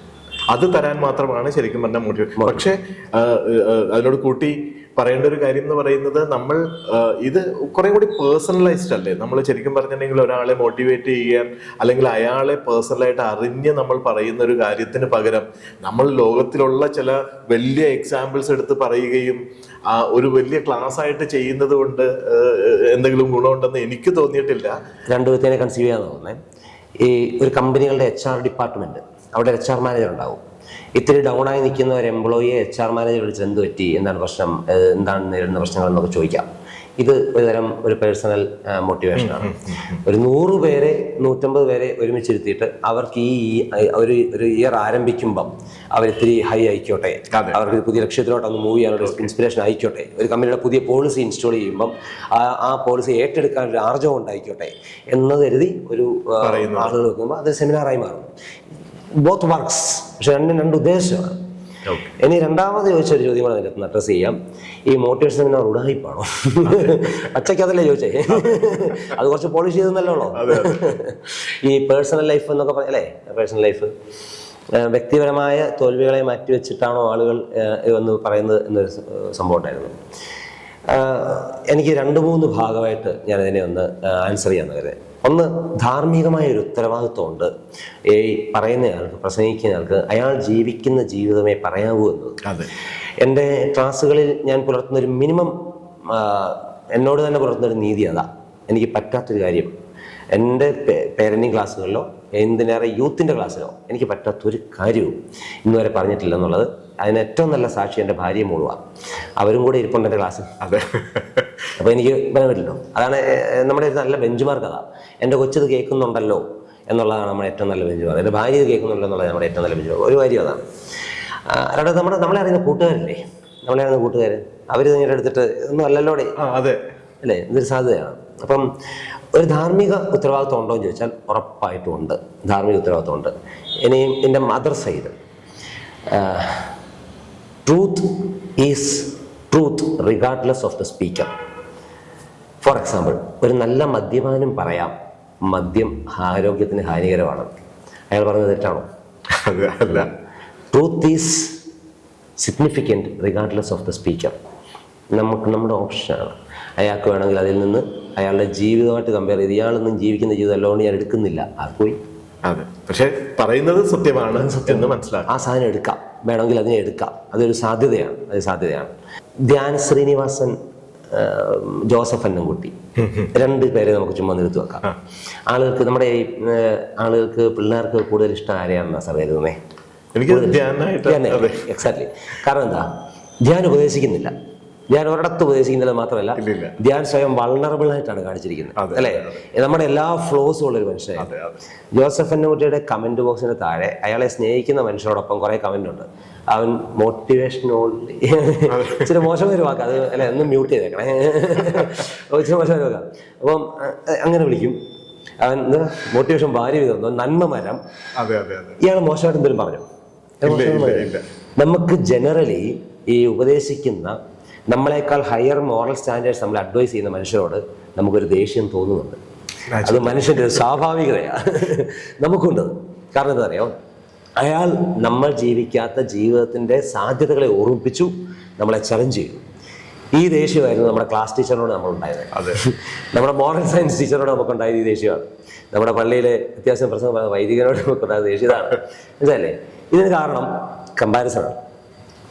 V are secretly comparing our life with the others life. നമ്മുടെ ലൈഫ് ഇയാൾ ഈ പറയുന്നൊന്നുമായിട്ട് ജീവിക്കാൻ പറ്റുന്നില്ലല്ലോ എന്ന സീക്രട്ട് റിഗ്രറ്റ് അതവിടെ കിടപ്പുണ്ട്. ഇയാളുടെ ലൈഫിൽ ഒരു ഫ്ലോ ഉണ്ട് എന്നറിഞ്ഞാൽ നമുക്ക് കിട്ടുന്ന ഒരു ആശ്വാസം അവിടുത്തെ പരിഹാരം. ഓ, ഇപ്പൊ ഞാൻ ഇവനൊക്കെ ഏതാണ്ട് ഇത് നൽകുന്നൊരു ആശ്വാസം ഉണ്ടല്ലോ, അതാണ് നേരത്തെ പറഞ്ഞ സാധനം. നമ്മൾ ഈ പറഞ്ഞ പോലീസുകാരെല്ലാം കള്ളന്മാരാ, രാഷ്ട്രീയക്കാരാ, അഴിമതിക്കാരാ എന്ന് പറയുന്ന പോലെ ഇതിലും നല്ലതും ചിത്രമായിട്ടുള്ളവരുണ്ട്. പക്ഷെ ഇതിനെ ജനറലൈസ് ചെയ്യാനുള്ള ട്രെൻഡിന് പിന്നിൽ നമ്മുടെ ഈ ആഗ്രഹമാണ്. എൻ്റെ ജീവിതം പോലെ ഫ്ലോസ് ഉള്ള ജീവിതമാണ് ഈ പുണ്യം പറയുന്ന ആളുടെ നിന്ന് കേൾക്കുമ്പോൾ ഉണ്ടാകുന്ന ഒരു ആശ്വാസം. സാർ, നമ്മളുടെ ഇപ്പോഴത്തെ സമൂഹത്തിൽ കണ്ടുവരുന്ന വളരെ കോമൺ ആയിട്ട്, ഇപ്പം ഞങ്ങളുടെ സമയത്ത് ഞാൻ എപ്പോഴും അത് പറയുന്നതിൻ്റെ ഒരു വലിയ ഡിഫറൻസ് ഉള്ളത് കൊണ്ടാണ്, വളരെ റെയർ ആയിട്ട് നടന്നിരുന്നതും എന്നാൽ ഇപ്പോൾ വളരെ കോമൺ ആയിട്ട് നടക്കുന്ന ഒരു സംഗതിയാണ് ഈ ഡൈവോഴ്സ് എന്ന് പറയുന്നത്. വളരെ കോമൺ ആയിട്ട് ഇപ്പോൾ അതൊരു സാധാരണ സംഭവമാണ് എന്ന് പറഞ്ഞുകൊണ്ട് 2 പേരും കൂടി മ്യൂച്വൽ ഡൈവോഴ്സിന് കൊടുക്കുകയും കൈപിടിച്ച് പിരിയുകയും ഹാപ്പി ആയിട്ട് പിരിയുകയും ചെയ്യുന്നൊരു, കേക്ക് മുറിക്കുകയും ചെയ്യുന്നൊരു സിറ്റുവേഷനാണ്. അതിനെ ഇപ്പോഴത്തെ കുട്ടികൾ, അപ്പം നമ്മളുടെ ഒരു പ്രായത്തിൽ ആ ഡൈവോഴ്സ് നടന്നിരുന്ന ആ വീട്ടിലെ കുട്ടികൾ ഒരുപാട് സഫർ ചെയ്തിരുന്നു, അല്ലെങ്കിൽ അവർക്ക് അവരുടെ വളർച്ചയിൽ ഒരുപാട് ബുദ്ധിമുട്ടുകൾ ഉണ്ടാക്കിയിരുന്നു എന്നുള്ളതാണ്. പക്ഷേ ഇപ്പോഴത്തെ ജെൻസി കുട്ടികൾ അത് അവർ അക്സെപ്റ്റ് ചെയ്യുകയും അതുമായിട്ട് മുന്നോട്ട് പോകാൻ തയ്യാറാവുകയും ചെയ്യുന്ന ഒരു സിറ്റുവേഷനാണ്. കാര്യം ഇപ്പൊ ഈ അടുത്ത് കണ്ടു, കുട്ടികൾ തന്നെ അവരുടെ പാരന്റ്സിന്റെ വിവാഹം നടത്തി കൊടുക്കുന്ന ഒരു സിറ്റുവേഷൻ. അപ്പൊ ആ രീതിയിലേക്കൊക്കെ മാറുന്ന ഒരു വലിയ ചേഞ്ച് ആയിട്ടാണ് എനിക്ക് തോന്നുന്നത്. പക്ഷേ സാറിന് അതിനെ കുറിച്ച് എന്താണ് പറയാനുള്ളത്? ഹാപ്പിലി ഡിവോഴ്സ്ഡ് എന്ന് പറയുന്ന വാക്ക് അതിന് 2 ആസ്പെക്റ്റ് ഉണ്ട്. ഡിവോഴ്സ്, ആ പ്രോസസ്സ് ഒട്ടും ഈസിയാണ്. അതിലൂടെ കടന്നു പോകുമ്പോൾ ഒരു മനുഷ്യൻ സഹിക്കുന്ന സഹനങ്ങൾ, അതിൻ്റെ ഇംപ്ലിക്കേഷൻസ്, അവരുടെ ഫാമിലിയിൽ ആ കുഞ്ഞിലുണ്ടാക്കുന്ന വേർസ്ഫലനങ്ങൾ, അതൊക്കെ റിയലാണ്. ഓക്കെ, ഹാപ്പിലി ഡിവോഴ്സ് എന്നത് പിന്നീട് ഡിവോഴ്സ് ആയതിനു ശേഷം അയാൾ വീണ്ടെടുക്കുന്ന ജീവിതത്തെ വേണമെങ്കിൽ ഹാപ്പിലി ഡിവോഴ്സ് എന്ന് വേണമെങ്കിൽ പറഞ്ഞോളൂ. പക്ഷേ ഡിവോഴ്സ് എന്ന പ്രോസസ്സ് ഒരിക്കലും ഹാപ്പി അല്ല, അത് പെയിൻഫുൾ ആണ്. ഞാനൊരു സെപ്പറേറ്റഡ് പേരൻറ്റിൻ്റെ മകനാണ്. ഓക്കെ, എന്നെ വളർത്തിയത് എൻ്റെ വല്യപ്പച്ചനും വല്യമ്മച്ചിയും. ഇനി അതിൻ്റെ എൻ്റെ ലൈഫിൽ നിന്ന് അതിനെ ഞാൻ ഉദാഹരിച്ച് പറയാം എന്തൊക്കെയായിരുന്നു അതിൻ്റെ ഗുണദോഷ വശങ്ങൾ. സെപ്പറേറ്റഡ് ആയി കഴിയുമ്പോൾ പേരൻസ് ഇങ്ങനെ സെപ്പറേറ്റഡ് ആയിട്ട് രണ്ടിടത്ത് നിൽക്കുമ്പം നമ്മളെ ഒരു ഗ്രാൻഡ് പേരൻറ്റ് വളർത്താൻ പോകുമ്പോൾ നമുക്ക് ഇഷ്ടം പോലെ കരുതലും സ്നേഹവും കിട്ടും. മേ ബി പേരൻസിനെ നമുക്ക് കിട്ടുന്നതിനേക്കാൾ കൂടുതൽ കിട്ടും കേട്ടോ. ഭയങ്കര ലാവിഷാണ് ആ കരുതി. ബട്ട് ഈ ഭക്ഷണം നല്ലതായിരിക്കും, കരുതൽ കിട്ടും, സ്നേഹം കിട്ടും. പക്ഷേ ജീവിതത്തിൻ്റെ ചില ഡിസിഷൻ മൊമെൻറ്റ്സ് ഉണ്ടല്ലോ, തീരുമാനം എടുക്കേണ്ടി വരുന്ന മൊമെൻറ്റുകൾ, ഒരു കോഴ്സ്, ഒരു കരിയർ. ഈ കരിയറുകളിൽ നമ്മളെ ഗൈഡ് ചെയ്യാൻ പറ്റുന്ന ആളുകളുടെ ആബ്സെൻസ് നമ്മളെ നന്നായിട്ട് ബാധിക്കുന്നുണ്ട്. അതൊരു വലിയ പ്രശ്നം തന്നെയാണ്. എൻ്റെ ലൈഫിലെ ഒരു ഉദാഹരണം ഞാൻ പറയാം. ആ കാലഘട്ടം ഇൻ്റർനെറ്റ് ഇത്രയും കോമൺ അല്ലാത്തൊരു കാലഘട്ടത്തിലെ മനസ്സിലാക്കിയത് കേൾക്കണം. ഞാൻ ഡിഗ്രി കഴിഞ്ഞ് BSc ഫിസിക്സ് കഴിഞ്ഞ് MBA കഴിഞ്ഞ് ഞാൻ നിൽക്കുന്ന സമയത്ത് എന്ത് ചെയ്യണം, അടുത്ത സ്റ്റെപ്പ് എന്തെന്നുള്ളതിനെ പറ്റി അന്ന് ഈ കരിയർ പ്ലാനിങ്ങും പരിപാടിയൊന്നും ഇല്ല. അപ്പോൾ എന്ത് ചെയ്യണം എന്നുള്ള ആലോചന നിന്നപ്പം എൻ്റെ വല്യപ്പച്ചൻ വല്യമ്മച്ചൻ്റെ മുമ്പിൽ വെച്ചൊരു സൊല്യൂഷൻ ഇതായിരുന്നു. ഞങ്ങളുടെ വീടിനടുത്ത് ഹോളോ ബ്രിക്സ് ഉണ്ടാക്കുന്ന ഒരു ഫാക്ടറി ഉണ്ടായിരുന്നു. അവിടെ കണക്കെഴുതാൻ ആളെ വേണം, ഒരു ഓപ്ഷൻ അതായിരുന്നു. രണ്ടാമത്തേത് അവിടെ ഒരു ബസ്സുണ്ടായിരുന്നു. ആ ബസ്സിൽ തൽക്കാലം ഇങ്ങനെ ഒന്ന് പോകും. ഇങ്ങനെ 2 ഓപ്ഷനാണ്. ആ സമയത്ത് ഞാനിങ്ങനെ സിവിൽ സർവീസിനെ പറ്റിയൊക്കെ കേട്ട് മോട്ടിവേറ്റഡ് ആയിട്ടൊക്കെ ഇരിക്കുന്ന സമയമാണ്. അന്നേരമാണ് നമ്മുടെ മുമ്പിലോട്ട് ഈ ഹോളോ ബ്രിക്സിൻ്റെ കണക്ക് എഴുതണം എന്ന് പറഞ്ഞൊരു സംഭവം. അപ്പം നമുക്ക് മനസ്സിലായി ഇത് രണ്ടും കൂടെ അങ്ങോട്ട് മാച്ച് ആകത്തില്ല, ഇത് തമ്മിലോട്ട് മാച്ച് ആകത്തില്ല. അപ്പം എനിക്കിപ്പോഴും ഓർമ്മയുണ്ട്, ഈ MBA കഴിഞ്ഞിരിക്കുന്ന സമയത്ത്, അതായത് 2009, 10, 11 കാലഘട്ടം. ആ കാലഘട്ടത്തിൽ എന്നോട് ടൈപ്പിംഗ് ഷോർട്ട് ഹാൻഡ് പഠിക്കാൻ പറഞ്ഞിട്ടുണ്ട്. കാരണം അറിയാവുന്ന അതായിരുന്നു ഒരു കാലഘട്ടത്തിൽ. അത് മാറിയ കാര്യം ഇവിടെ അറിഞ്ഞിട്ടില്ല, എവിടെയല്ലേ. അപ്പൊ നമുക്ക് ഒരു ഘട്ടത്തിൽ നമ്മൾ അതിൽ നിന്നിട്ട് തനിയെ രക്ഷപ്പെടുക എന്നൊരവസ്ഥയിലോട്ട് അവിടെ എത്തുന്നുണ്ട്. അവിടെ ലോൺലിനെസ് ഉണ്ട്, അവിടെ ഒരു എലോൺ ഫൈറ്റ് ഉണ്ട്, കേട്ടില്ലേ. അത് ഇറ്റ്സ് ഹാർഡ്. ഇപ്പം ഡിവോഴ്സിൻ്റെ ഇതിൻ്റെ ആഫ്റ്റർ എഫക്റ്റ് കുട്ടികൾക്കുണ്ടോ എന്ന് ചോദിച്ചാൽ ഉറപ്പായിട്ടും ആ കുഞ്ഞുങ്ങൾക്ക് അതിൻ്റെ ആഫ്റ്റർ എഫക്ട്സ് ഉണ്ട്. ആ കടന്നു പോകുന്ന സമയത്ത് പേരൻസ് ഉണ്ടാകുന്ന ഇമോഷണൽ വേരിയേഷൻസ് ഈ കുഞ്ഞിനെ ബാധിക്കുന്നുണ്ട്. ഇനി ഇതിൻ്റെ മറ്റൊരു സൈഡ് ഞാൻ ഈ കൗൺസിലിംഗ് റൂമിൽ കണ്ടോടെ ഞാൻ പറയാം. സെപ്പറേറ്റഡ് ആയി കഴിയുമ്പോൾ ഈ അമ്മ അല്ലെങ്കിൽ അപ്പൻ കുഞ്ഞിനെ കൊണ്ടുപോകുന്ന ആൾ ഇവരിലേക്ക് തൻ്റെ മൊത്തം ഇൻവെസ്റ്റ്മെൻറ്റിനെയും, അതായത് ഇതുകൊണ്ട് ഞാൻ പരാജയപ്പെട്ടിട്ടില്ല കേട്ടോ എന്ന് പ്രൂവ് ചെയ്യാനുള്ള ബാധ്യത മൊത്തം ഈ കുഞ്ഞിൻ്റെ മണ്ടയിലേക്ക് അടിച്ചേൽപ്പിക്കുന്നത് ഞാൻ കണ്ടിട്ടുണ്ട്. ഓക്കെ, അവിടെ ആ കുഞ്ഞ് അതിനിരയായി മാറുന്നത് ഞാൻ കണ്ടിട്ടുണ്ട്. ഞാൻ ഡിവോഴ്സിനെതിരാണോ? ഞാൻ ഡിവോഴ്സിനെതിരല്ല. ഞാൻ പറയും, നിൻ്റെ ജീവനും ജീവിതത്തിനും നിൻ്റെ ഈ വിവാഹബന്ധം നല്ലതല്ലെങ്കിൽ, സഹായിക്കുന്നില്ല, ജീവനും ജീവിതത്തിനും സഹായിക്കുന്നില്ലെങ്കിൽ യു ക്യാൻ ഡിവോഴ്സ്. പക്ഷേ ഇപ്പോഴത്തെ ഒരു ട്രെൻഡ് ഞാൻ കാണുന്നത് ഇൻസ്റ്റഗ്രാമിലൊക്കെ ഡിവോഴ്സ് എന്നാൽ എന്തോ ഭയങ്കര ലിബറേഷനാണ്, ഭയങ്കര ഫ്രീഡമാണ്, ഹൈലി പ്രോഗ്രസീവ്. ഞാൻ കേട്ടത് സെന്റൻസ്, ഡിവോഴ്സ് എന്നത് ആരോഗ്യകരമായ ഒരു സൊസൈറ്റിയുടെ ലക്ഷണങ്ങളിൽ ഒന്നാണ്. ഞാൻ കരുതുന്നത് ഈ അടിസ്ഥാനമുള്ള സ്നേഹമുള്ള കുടുംബങ്ങളാണ് ഇപ്പോഴും സമൂഹത്തിന്റെ ആരോഗ്യകരമായ സമൂഹത്തിന്റെ അടിസ്ഥാനം തന്നെയാണ് വരുന്നത്. ബ്രോക്കൺ ഫാമിലീസ് അല്ല, ഡിവോഴ്സ്ഡ് ഫാമിലീസ് അല്ല ഒരു നല്ല ആരോഗ്യമുള്ള കുടുംബത്തിന്റെ അടിസ്ഥാനം. ഒരു വ്യക്തി തനിക്ക് ടോക്സിക് ആയ ബന്ധത്തിൽ നിന്ന് ഇറങ്ങിപ്പോകാൻ ധൈര്യം കാണിക്കുന്നതിനെ ഞാൻ അപ്രീഷിയേറ്റ് ചെയ്യുന്നു. ആ ടോക്സിക് ബന്ധത്തിൽ നിന്നാൽ ആ വ്യക്തിയെയും അതിലുൾപ്പെട്ട കുഞ്ഞിനെയും ഇതിൽ കൂടുതൽ ബാധിക്കുന്നുണ്ടെങ്കിൽ അയാൾ ഇറങ്ങിപ്പോകുന്നത് തന്നെയാണ് നല്ലത്. പക്ഷേ ഇന്നത്തെ ഇൻസ്റ്റാഗ്രാം ഈ ഡിവോഴ്സിന് അതിനെ പ്രോത്സാഹിപ്പിക്കുന്ന വിധം എനിക്ക് അത്രയും അപ്രീഷിയേറ്റ് ചെയ്യാൻ പറ്റില്ല. കാരണം ഈ 1, 2 ചെറിയ പ്രശ്നങ്ങൾ, ഇപ്പോൾ ഉദാഹരണത്തിന് സാറേ, വിവാഹം കഴിഞ്ഞ ആദ്യത്തെ 5 വർഷം കുഞ്ഞിൻ്റെ കൂടെ ഒരമ്മയോ ഒരപ്പനോ ഡെഡിക്കേറ്റഡായി നിൽക്കേണ്ടി വരും. ആ കരിയറിൽ കുറച്ച് കോംപ്രമൈസ് ചെയ്യേണ്ടി വരും. കരിയർ വിട്ടുകളേണ്ടി വരത്തില്ല, കരിയറിലെ ഗ്രോത്തിന് ഒരു ചെറിയ തടസ്സങ്ങളുണ്ടായി വരുന്നുണ്ടാവും. അതാരെങ്കിലും ഒരാൾ ആ കോംപ്രമൈസ് ഏറ്റെടുക്കേണ്ടി വരും. ഉറക്കം നഷ്ടപ്പെട്ട രാത്രികളുണ്ടാവും. എല്ലാ വെബ് സീരീസുകളും കാണാൻ പറ്റിയെന്ന് വരത്തില്ല, ഒരുമിച്ചുള്ള റൈഡുകൾ പോകാൻ പറ്റിയെന്ന് വരത്തില്ല. ഈ സമയത്ത് എൻ്റെ ജീവിതം ഇപ്പോഴത്തെ ഇൻസ്റ്റാഗ്രാം കളറുള്ള ജീവിതം പോലെ ആകുന്നില്ല എന്ന് കണ്ട് എൻ്റെ ജീവിതം ഞാൻ കോംപ്രമൈസ് ചെയ്യുകയാണ്, ദിസ് ഈസ് ഓൾ ടോക്സിക് എന്നൊക്കെ പറഞ്ഞുകൊണ്ട് കുടുംബജീവിതത്തിൽ നിന്ന് വിട്ടിറങ്ങി പോകുന്ന മനുഷ്യൻ്റെ ഒരു ഒന്നിനോടൊപ്പത്തിലൂടെയാണ് ഈ കേക്ക് മുറിച്ച് ആഘോഷം. അതൊരിക്കലും സംഭവിക്കാൻ പാടില്ലാത്തതാണ്. ഇത് കടന്നു പോകും, ഇതിന്റെ അപ്പുറത്തേക്ക് പോകും. ഇനി ഒരു വിഷയമുണ്ട്, ആ പ്രശ്നത്തെ സോൾവ് ചെയ്യാൻ, പരിഹരിക്കാനുള്ള മാർഗങ്ങൾ നിങ്ങൾ തേടിയോ എന്നതിൻ്റെ മുന്നിൽ ഒരു ചോദ്യമാണ്. സെപ്പറേറ്റായി നിൽക്കുന്ന ഒരു കുടുംബത്തെ എനിക്കറിയാം. ഏതാണ്ട് എൻ്റെ പ്രായമുള്ള 2 മനുഷ്യർ.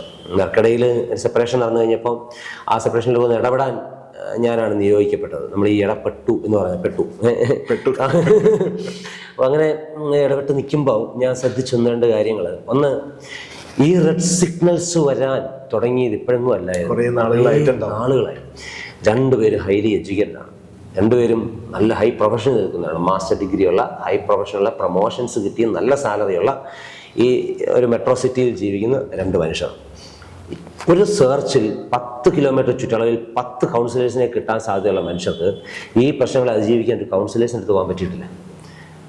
ഒരൊറ്റപ്പോക്കാണ്, അവിടെ പോയിട്ട് പരസ്പരം കുറ്റപ്പെടുത്തുകയാണ്. എന്നിട്ട് ഇതിനകത്ത് ഞാൻ കാണാൻ മറ്റു കാര്യം വെച്ചാൽ, എന്നിട്ട് ഈ കുഞ്ഞിനോട് പറഞ്ഞു കൊടുക്കുകയാണ് ഈ പങ്കാളി, മറ്റേ പങ്കാളി ഭയങ്കര പ്രശ്നക്കാരൻ, അയാളെ വീട്ടുകാർ മൊത്തം പ്രശ്നം. നേരെ തിരിച്ചു ആലോചിക്കുക. അപ്പോൾ ഈ കുഞ്ഞ് സേഫായോ? ഈ കുഞ്ഞിൻ്റെ ജീവൻ സേഫായോ? ഞാൻ ഈ ബന്ധത്തിൽ നിന്ന് വിട്ടുപോയതുകൊണ്ട് ഈ കുഞ്ഞ് സേഫായോ? ഇല്ല. എനിക്ക് രണ്ട് മനുഷ്യരാണ്, രണ്ടിടങ്ങളിൽ പാർത്തവരാണ്, രണ്ട് മൂല്യവ്യവസ്ഥയിൽ വളർത്തപ്പെട്ടവരാണ്. അവരിങ്ങനെ ഒരുമിച്ച് ചേർന്ന് ജീവിക്കാൻ പോകുമ്പം അവരുടെ കാഴ്ചപ്പാടുകളുടെ അലൈൻമെൻറ്റുകളിൽ വ്യത്യാസം വരാം. ഇനിയും പോട്ടെ, തുടക്കത്തിൽ നല്ലതായിരുന്നു, ഭംഗിയായിരുന്നു. ജീവിതത്തിലെ കാഴ്ചപ്പാടുകൾ മാറാം, മെനോപ്പോ സമയത്ത് മാറാം. പുരുഷനെ സംബന്ധിച്ച് അവൻ്റെ 40-45 വയസ്സിൽ ലൈഫിൻ്റെ പ്രയോറിറ്റികൾ മാറാം. ഈ പ്രയോറിറ്റികളെ റീഗെയിൻ ചെയ്ത് തിരിച്ചു പിടിക്കാനുള്ള സാധ്യതയെ നിങ്ങൾ എക്സ്പ്ലോർ ചെയ്തോ? അത് പറ്റുന്നില്ല എന്ന് ഉറപ്പാക്കിയിട്ടാണോ ഈ ഇറങ്ങിപ്പോക്ക് പോയത്? ഇവിടെ വീണ്ടും വരാനുള്ള ചോദ്യം, ഇത് നോക്കിക്കൊണ്ടിരുന്നു കഴിഞ്ഞാൽ എപ്പോഴത്തേന് ആളുകൾ കൊല്ലപ്പെടുന്നില്ലേ, ആത്മഹത്യ ചെയ്യുന്നില്ലേ? ഇല്ലടോ, ഈ സിമ്പിൾസ് നമ്മുടെ ജീവിതത്തിൽ വരാൻ തുടങ്ങുന്നത് ഒറ്റ ദിവസം കൊണ്ടല്ല. അതെ അതെ അതെ അതെ ഇത് വളരെ ഗ്രാജുവലാണ്. ഇത് അറിയാനും പറ്റും, രണ്ടുപേർക്കും മനസ്സിലാവുകയും ചെയ്യും. ഇപ്പം ഞാൻ സാറിനോട് ചോദിക്കാനുള്ളത്, സാർ പറഞ്ഞ പോലെ തന്നെ നമ്മളുടെ ചുറ്റുവട്ടത്ത് 10-15 കൗൺസിലേഴ്സ് ഉണ്ടെന്നിരിക്കെ ഇവരാരും അവരുടെ അടുത്ത് പോകാൻ തയ്യാറാവുന്നില്ല. ഞാൻ ഇപ്പോഴും മനസ്സിലാക്കുന്ന ഒരു കാര്യം, ഒരുപാട് ഷിഫ്റ്റ് വന്നിട്ടുണ്ട്. കഴിഞ്ഞ ഒരു 5 കൊല്ലം അല്ലെങ്കിൽ 10 കൊല്ലം എടുക്കുകയാണെന്നുണ്ടെങ്കിൽ ഈ കൗൺസിലേഴ്സിൻ്റെ അല്ലെങ്കിൽ ഇതുമായിട്ട് ഇടപെടുന്ന, സാമൂഹികമായിട്ട് ഇടപെടുന്ന, സോഷ്യൽ കമ്മിറ്റ്മെൻറ്റോടുകൂടി ഇടപെടുന്ന ആൾക്കാർ ഒരുപാടുണ്ട്. പക്ഷേ അവരുടെ അടുത്തേക്ക് എത്തിപ്പെടുന്നില്ല, അല്ലെങ്കിൽ എത്തിപ്പെടാൻ എന്തോ ഒരു വൈമുഖ്യം ഇവർ കാണിക്കുന്നുണ്ട്. അത് എന്തുകൊണ്ടായിരിക്കണം? എനിക്കൊരു കേസ് ഓർമ്മ വരുന്നൊരു കാര്യം, ഒരു വിവാഹ ജീവിതം, കുടുംബജീവിതം. അതിൻ്റെ അകത്ത് ഈ ഹസ്ബൻഡിന് തൻ്റെ സെക്ഷൽ ലൈഫിൽ സാറ്റിസ്ഫാക്ഷൻ ഇല്ല. അതിന് കാരണം ഓറൽ സെക്സാണ് ഇദ്ദേഹത്തിൻ്റെ ഒരു ഫാൻറ്റസി. ഇദ്ദേഹത്തിൻ്റെ വൈഫ് അങ്ങനെ ഒരു സെക്സിൽ വിശ്വസിക്കുന്നില്ല. ഇദ്ദേഹം തൻ്റെ അത്തരം ഒരു സാധ്യത ഇങ്ങനെ പെൻഡിങ് കിടക്കുന്നുണ്ട്. ഒരുപാട് പോൺ ഫിലിംസ് കാണുന്നുണ്ടായിരുന്നു. അതുപോലെ ഇതൊക്കെ ഒരു ഡേറ്റിംഗ് ആപ്ലിക്കേഷനിൽ ഇദ്ദേഹം ചാറ്റ് ചെയ്യുന്നുണ്ട്. അങ്ങനെ ചാറ്റ് സ്ക്രീൻഷോട്ട് ഈ വൈഫ് കാണുകയും അത് വലിയൊരു ഇഷ്യൂ ആയി മാറുകയും ചെയ്തു. ഈ സംഭവത്തിൻ്റെ ഫോളോ അപ്പായിട്ട് കുറേ പ്രശ്നങ്ങളും ഉണ്ടായി. ഇതൊന്ന് കിടക്കുന്നു. അങ്ങനെ ആ ഒരു വിഷയം അവിടെ ബാക്ക്ഡ്രോപ്പിൽ കിടക്കുമ്പോഴാണ് ഇദ്ദേഹം വേറൊരാളുടെ ഡ്രസ്സിനെ കോംപ്ലിമെൻറ്റ് ചെയ്തിട്ട് മെസ്സേജ് അയച്ചിരുന്നു. ഇത് രണ്ടും കൂടെ ചേർന്ന് വന്ന് വലിയൊരു പൊട്ടിത്തെറിയിലേക്ക് അത് പോവുകയും ചെയ്തു. യഥാർത്ഥത്തിൽ പ്രശ്നം തുടങ്ങുന്നത് എവിടുന്ന? യഥാർത്ഥത്തിൽ പ്രശ്നം തുടങ്ങിയത് ഈ 2 മെസ്സേജുകളിലല്ല. പലപ്പോഴും പറയുന്നത് ഈ മെസ്സേജുകളാണ് കാരണമെന്നാണ്. ഈ മെസ്സേജിലേക്ക് ഒരാൾ എത്തിച്ചേർന്ന വിധം, ഈ ഹസ്ബൻഡ് എത്തിച്ചേർന്ന വിധം, അതിൽ ഇവരുടെ ലൈംഗിക ജീവിതത്തിലെ കാഴ്ചപ്പാടുകളുടെ വ്യത്യാസം ഇത് പരിഹരിക്കപ്പെടാമായിരുന്നു. നല്ലൊരു സെക്സോളജിസ്റ്റിനെ കണ്ടാൽ തീർച്ചയായിട്ടും പരിഹരിക്കപ്പെടാമായിരുന്നു. എൻ്റെ വൾണറബിലിറ്റികൾ പുറത്തു വരുമോ എന്നുള്ള പേടികൊണ്ട് മനുഷ്യൻ ഇതിൽ നിൽക്കുന്നുണ്ട്. അവസാനം ഇത് എൻ്റെ പഴിയായി കേൾക്കേണ്ടി വരുമോ എന്നുള്ള കാരണം കൊണ്ട്. മൂന്നാമത്തെ കാര്യം, പരിഹരിക്കാൻ ആഗ്രഹിക്കുന്നുണ്ടോ എന്നുള്ളൊരു പ്രശ്നം. ആദ്യമായിട്ട് അതായത് എനിക്കിതിനെയൊക്കെ വെല്ലുവിളിച്ചങ്ങ് പോവുകയാണോ വേണ്ടത്? എനിക്കിത് പ്രശ്നമാക്കി മാറ്റുകയാണോ വേണ്ടത്? ഞാൻ ആരെയും അങ്ങ് തോപ്പിക്കുകയാണോ ശ്രമിക്കുന്നത്? ഞാൻ ഏറ്റ സ്ട്രോക്കുകൾ പകരം വീട്ടാനുള്ള ഒരു അണ്ടർലൈങ് സ്വാർത്ഥത കൊണ്ടാണോ ഞാൻ ഈ ചെയ്യുന്നതെന്ന് മനസ്സിലാക്കാതെ പരിഹരിക്കാനുള്ള സ്റ്റെപ്പുകൾ എടുക്കുക എന്ന് പറഞ്ഞൊരു ഡിസിഷനാണ്. എനിക്ക് തോന്നുന്നത് നമുക്ക് ഒരുപാട് നേരം ഡിസ്കസ് ചെയ്യേണ്ട ഒരു ടോപ്പിക്കാണ് ശരിക്കും പറഞ്ഞിട്ടുണ്ടെങ്കിൽ ഈ സെക്ഷൽ പ്രോബ്ലംസ് എന്ന് പറയുന്നത് ഈ ദമ്പതികളുടെ ഇടയിൽ ഇന്നും വളരെ ഒരുപാട് ഡിസ്കസ് ചെയ്യപ്പെടാത്ത, എന്നാൽ ഈ ഡൈവോഴ്സിനും ഇവരുടെ തമ്മിലുള്ള പ്രശ്നങ്ങൾക്കും ഒരു മുഖ്യ കാരണം ഈ സെക്ഷൽ പ്രശ്നങ്ങൾ തന്നെയാണ്. ഇത് ഒരു തുറന്നു പറച്ചിലോ അല്ലെന്നുണ്ടെങ്കിൽ പ്രോപ്പറായിട്ടുള്ള എഡ്യൂക്കേഷനോ നമ്മളുടെ ഇപ്പോഴത്തെ സമൂഹത്തിൽ ഇപ്പോഴും ഇല്ല എന്നുള്ളതൊരു സത്യം തന്നെയല്ലേ? എന്നെ ഞെട്ടിച്ചൊരു കാര്യം പറയാം. ഞാൻ പറഞ്ഞല്ലോ നേരത്തെ 22 വയസ്സുകാരുടെ ഒപ്പം ക്ലാസ്സിൽ പഠിക്കാൻ പോയ അപ്പം ഒരു വിവാഹിതനായ ഇത്തരം ട്രെയിനിങ്ങിലൊക്കെ ഉള്ള ഒരു ചേട്ടൻ അവരുടെ കൂടെ താമസിക്കുമ്പം, പ്രത്യേകിച്ച് സെക്സ്വൽ ലൈഫ് ആക്റ്റീവായി ജീവിക്കുന്ന ഒരാൾ താമസിക്കുമ്പം അവൻ അത്തരം ചോദ്യങ്ങൾ ഒരുപാടുണ്ടാവും. സാറിനറിയാമോ 22 വയസ്സുകാർ, അതായത് ഇത്രയും പോൺ ഫിലിം അവൈലബിലിറ്റി ഉണ്ടെന്ന് നമ്മൾ കരുതുന്ന, ഇവനില്ലാത്തതിനെ പറ്റിയൊക്കെ അറിയാം. ഇപ്പോഴത്തെ പിള്ളേർ അങ്ങനെ പറയുന്നത് അല്ലേ, ഇപ്പോഴത്തെ പിള്ളേർക്കെല്ലാം അറിയാം. സാറിനറിയാമോ എന്നോട് ആ കോളേജിലെ എത്ര ആമ്പിള്ളാർ ചോദിച്ചിട്ടുണ്ടെന്ന് അറിയാമോ, സാഞ്ചേട്ടാ ഈ സെക്സ് ഏർപ്പെടുമ്പോൾ പുരുഷന്റെ ലിംഗത്തിന് എത്ര നീളം വേണമെന്ന്.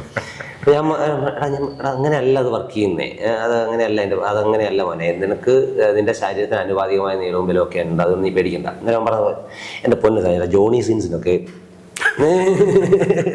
അത്രയെങ്കിലും മനസ്സിലായോ. അപ്പോൾ ഇതാണ് അവൻ്റെ കമ്പാരിസൺ, ഇതാണ് അവൻ്റെ അറിവ്. നമ്മൾ തെറ്റിദ്ധരിക്കുന്നതാണ് ഇവനിതിനെപ്പറ്റി ശാസ്ത്രീയമായ അറിവുണ്ടെന്ന്. പലതും ശാസ്ത്രീയമല്ലാത്ത അശാസ്ത്രീയമായ അറിവുകളുമായും ഫാൻറ്റസികളുമായിട്ടുമാണ് ഈ ലൈംഗിക ജീവിതത്തോടെ നമ്മൾ കയറുന്നത്. പൊതിഞ്ഞ് പിടിച്ച് പറഞ്ഞ് നമ്മളും ഇതിന് ചൂട്ട് കത്തിക്കുന്ന പറയേണ്ടി വരും. കാരണം നമുക്ക് എന്തുകൊണ്ട് പച്ചയ്ക്ക് പറഞ്ഞുകൂടുന്നേ, നമുക്ക് എന്തുകൊണ്ട് പച്ചയ്ക്ക് പറഞ്ഞുകൂടാ. അവൻ ഭാഷയിൽ, അവനോട് താതാത്മ്യപ്പെടുന്ന ഭാഷയിൽ അവനോട് ലൈംഗികത സംസാരിക്കാൻ ഇനിയും നമുക്ക് എന്നാ തുറവി വരുന്നത് എനിക്ക് മനസ്സിലാകുന്നില്ല.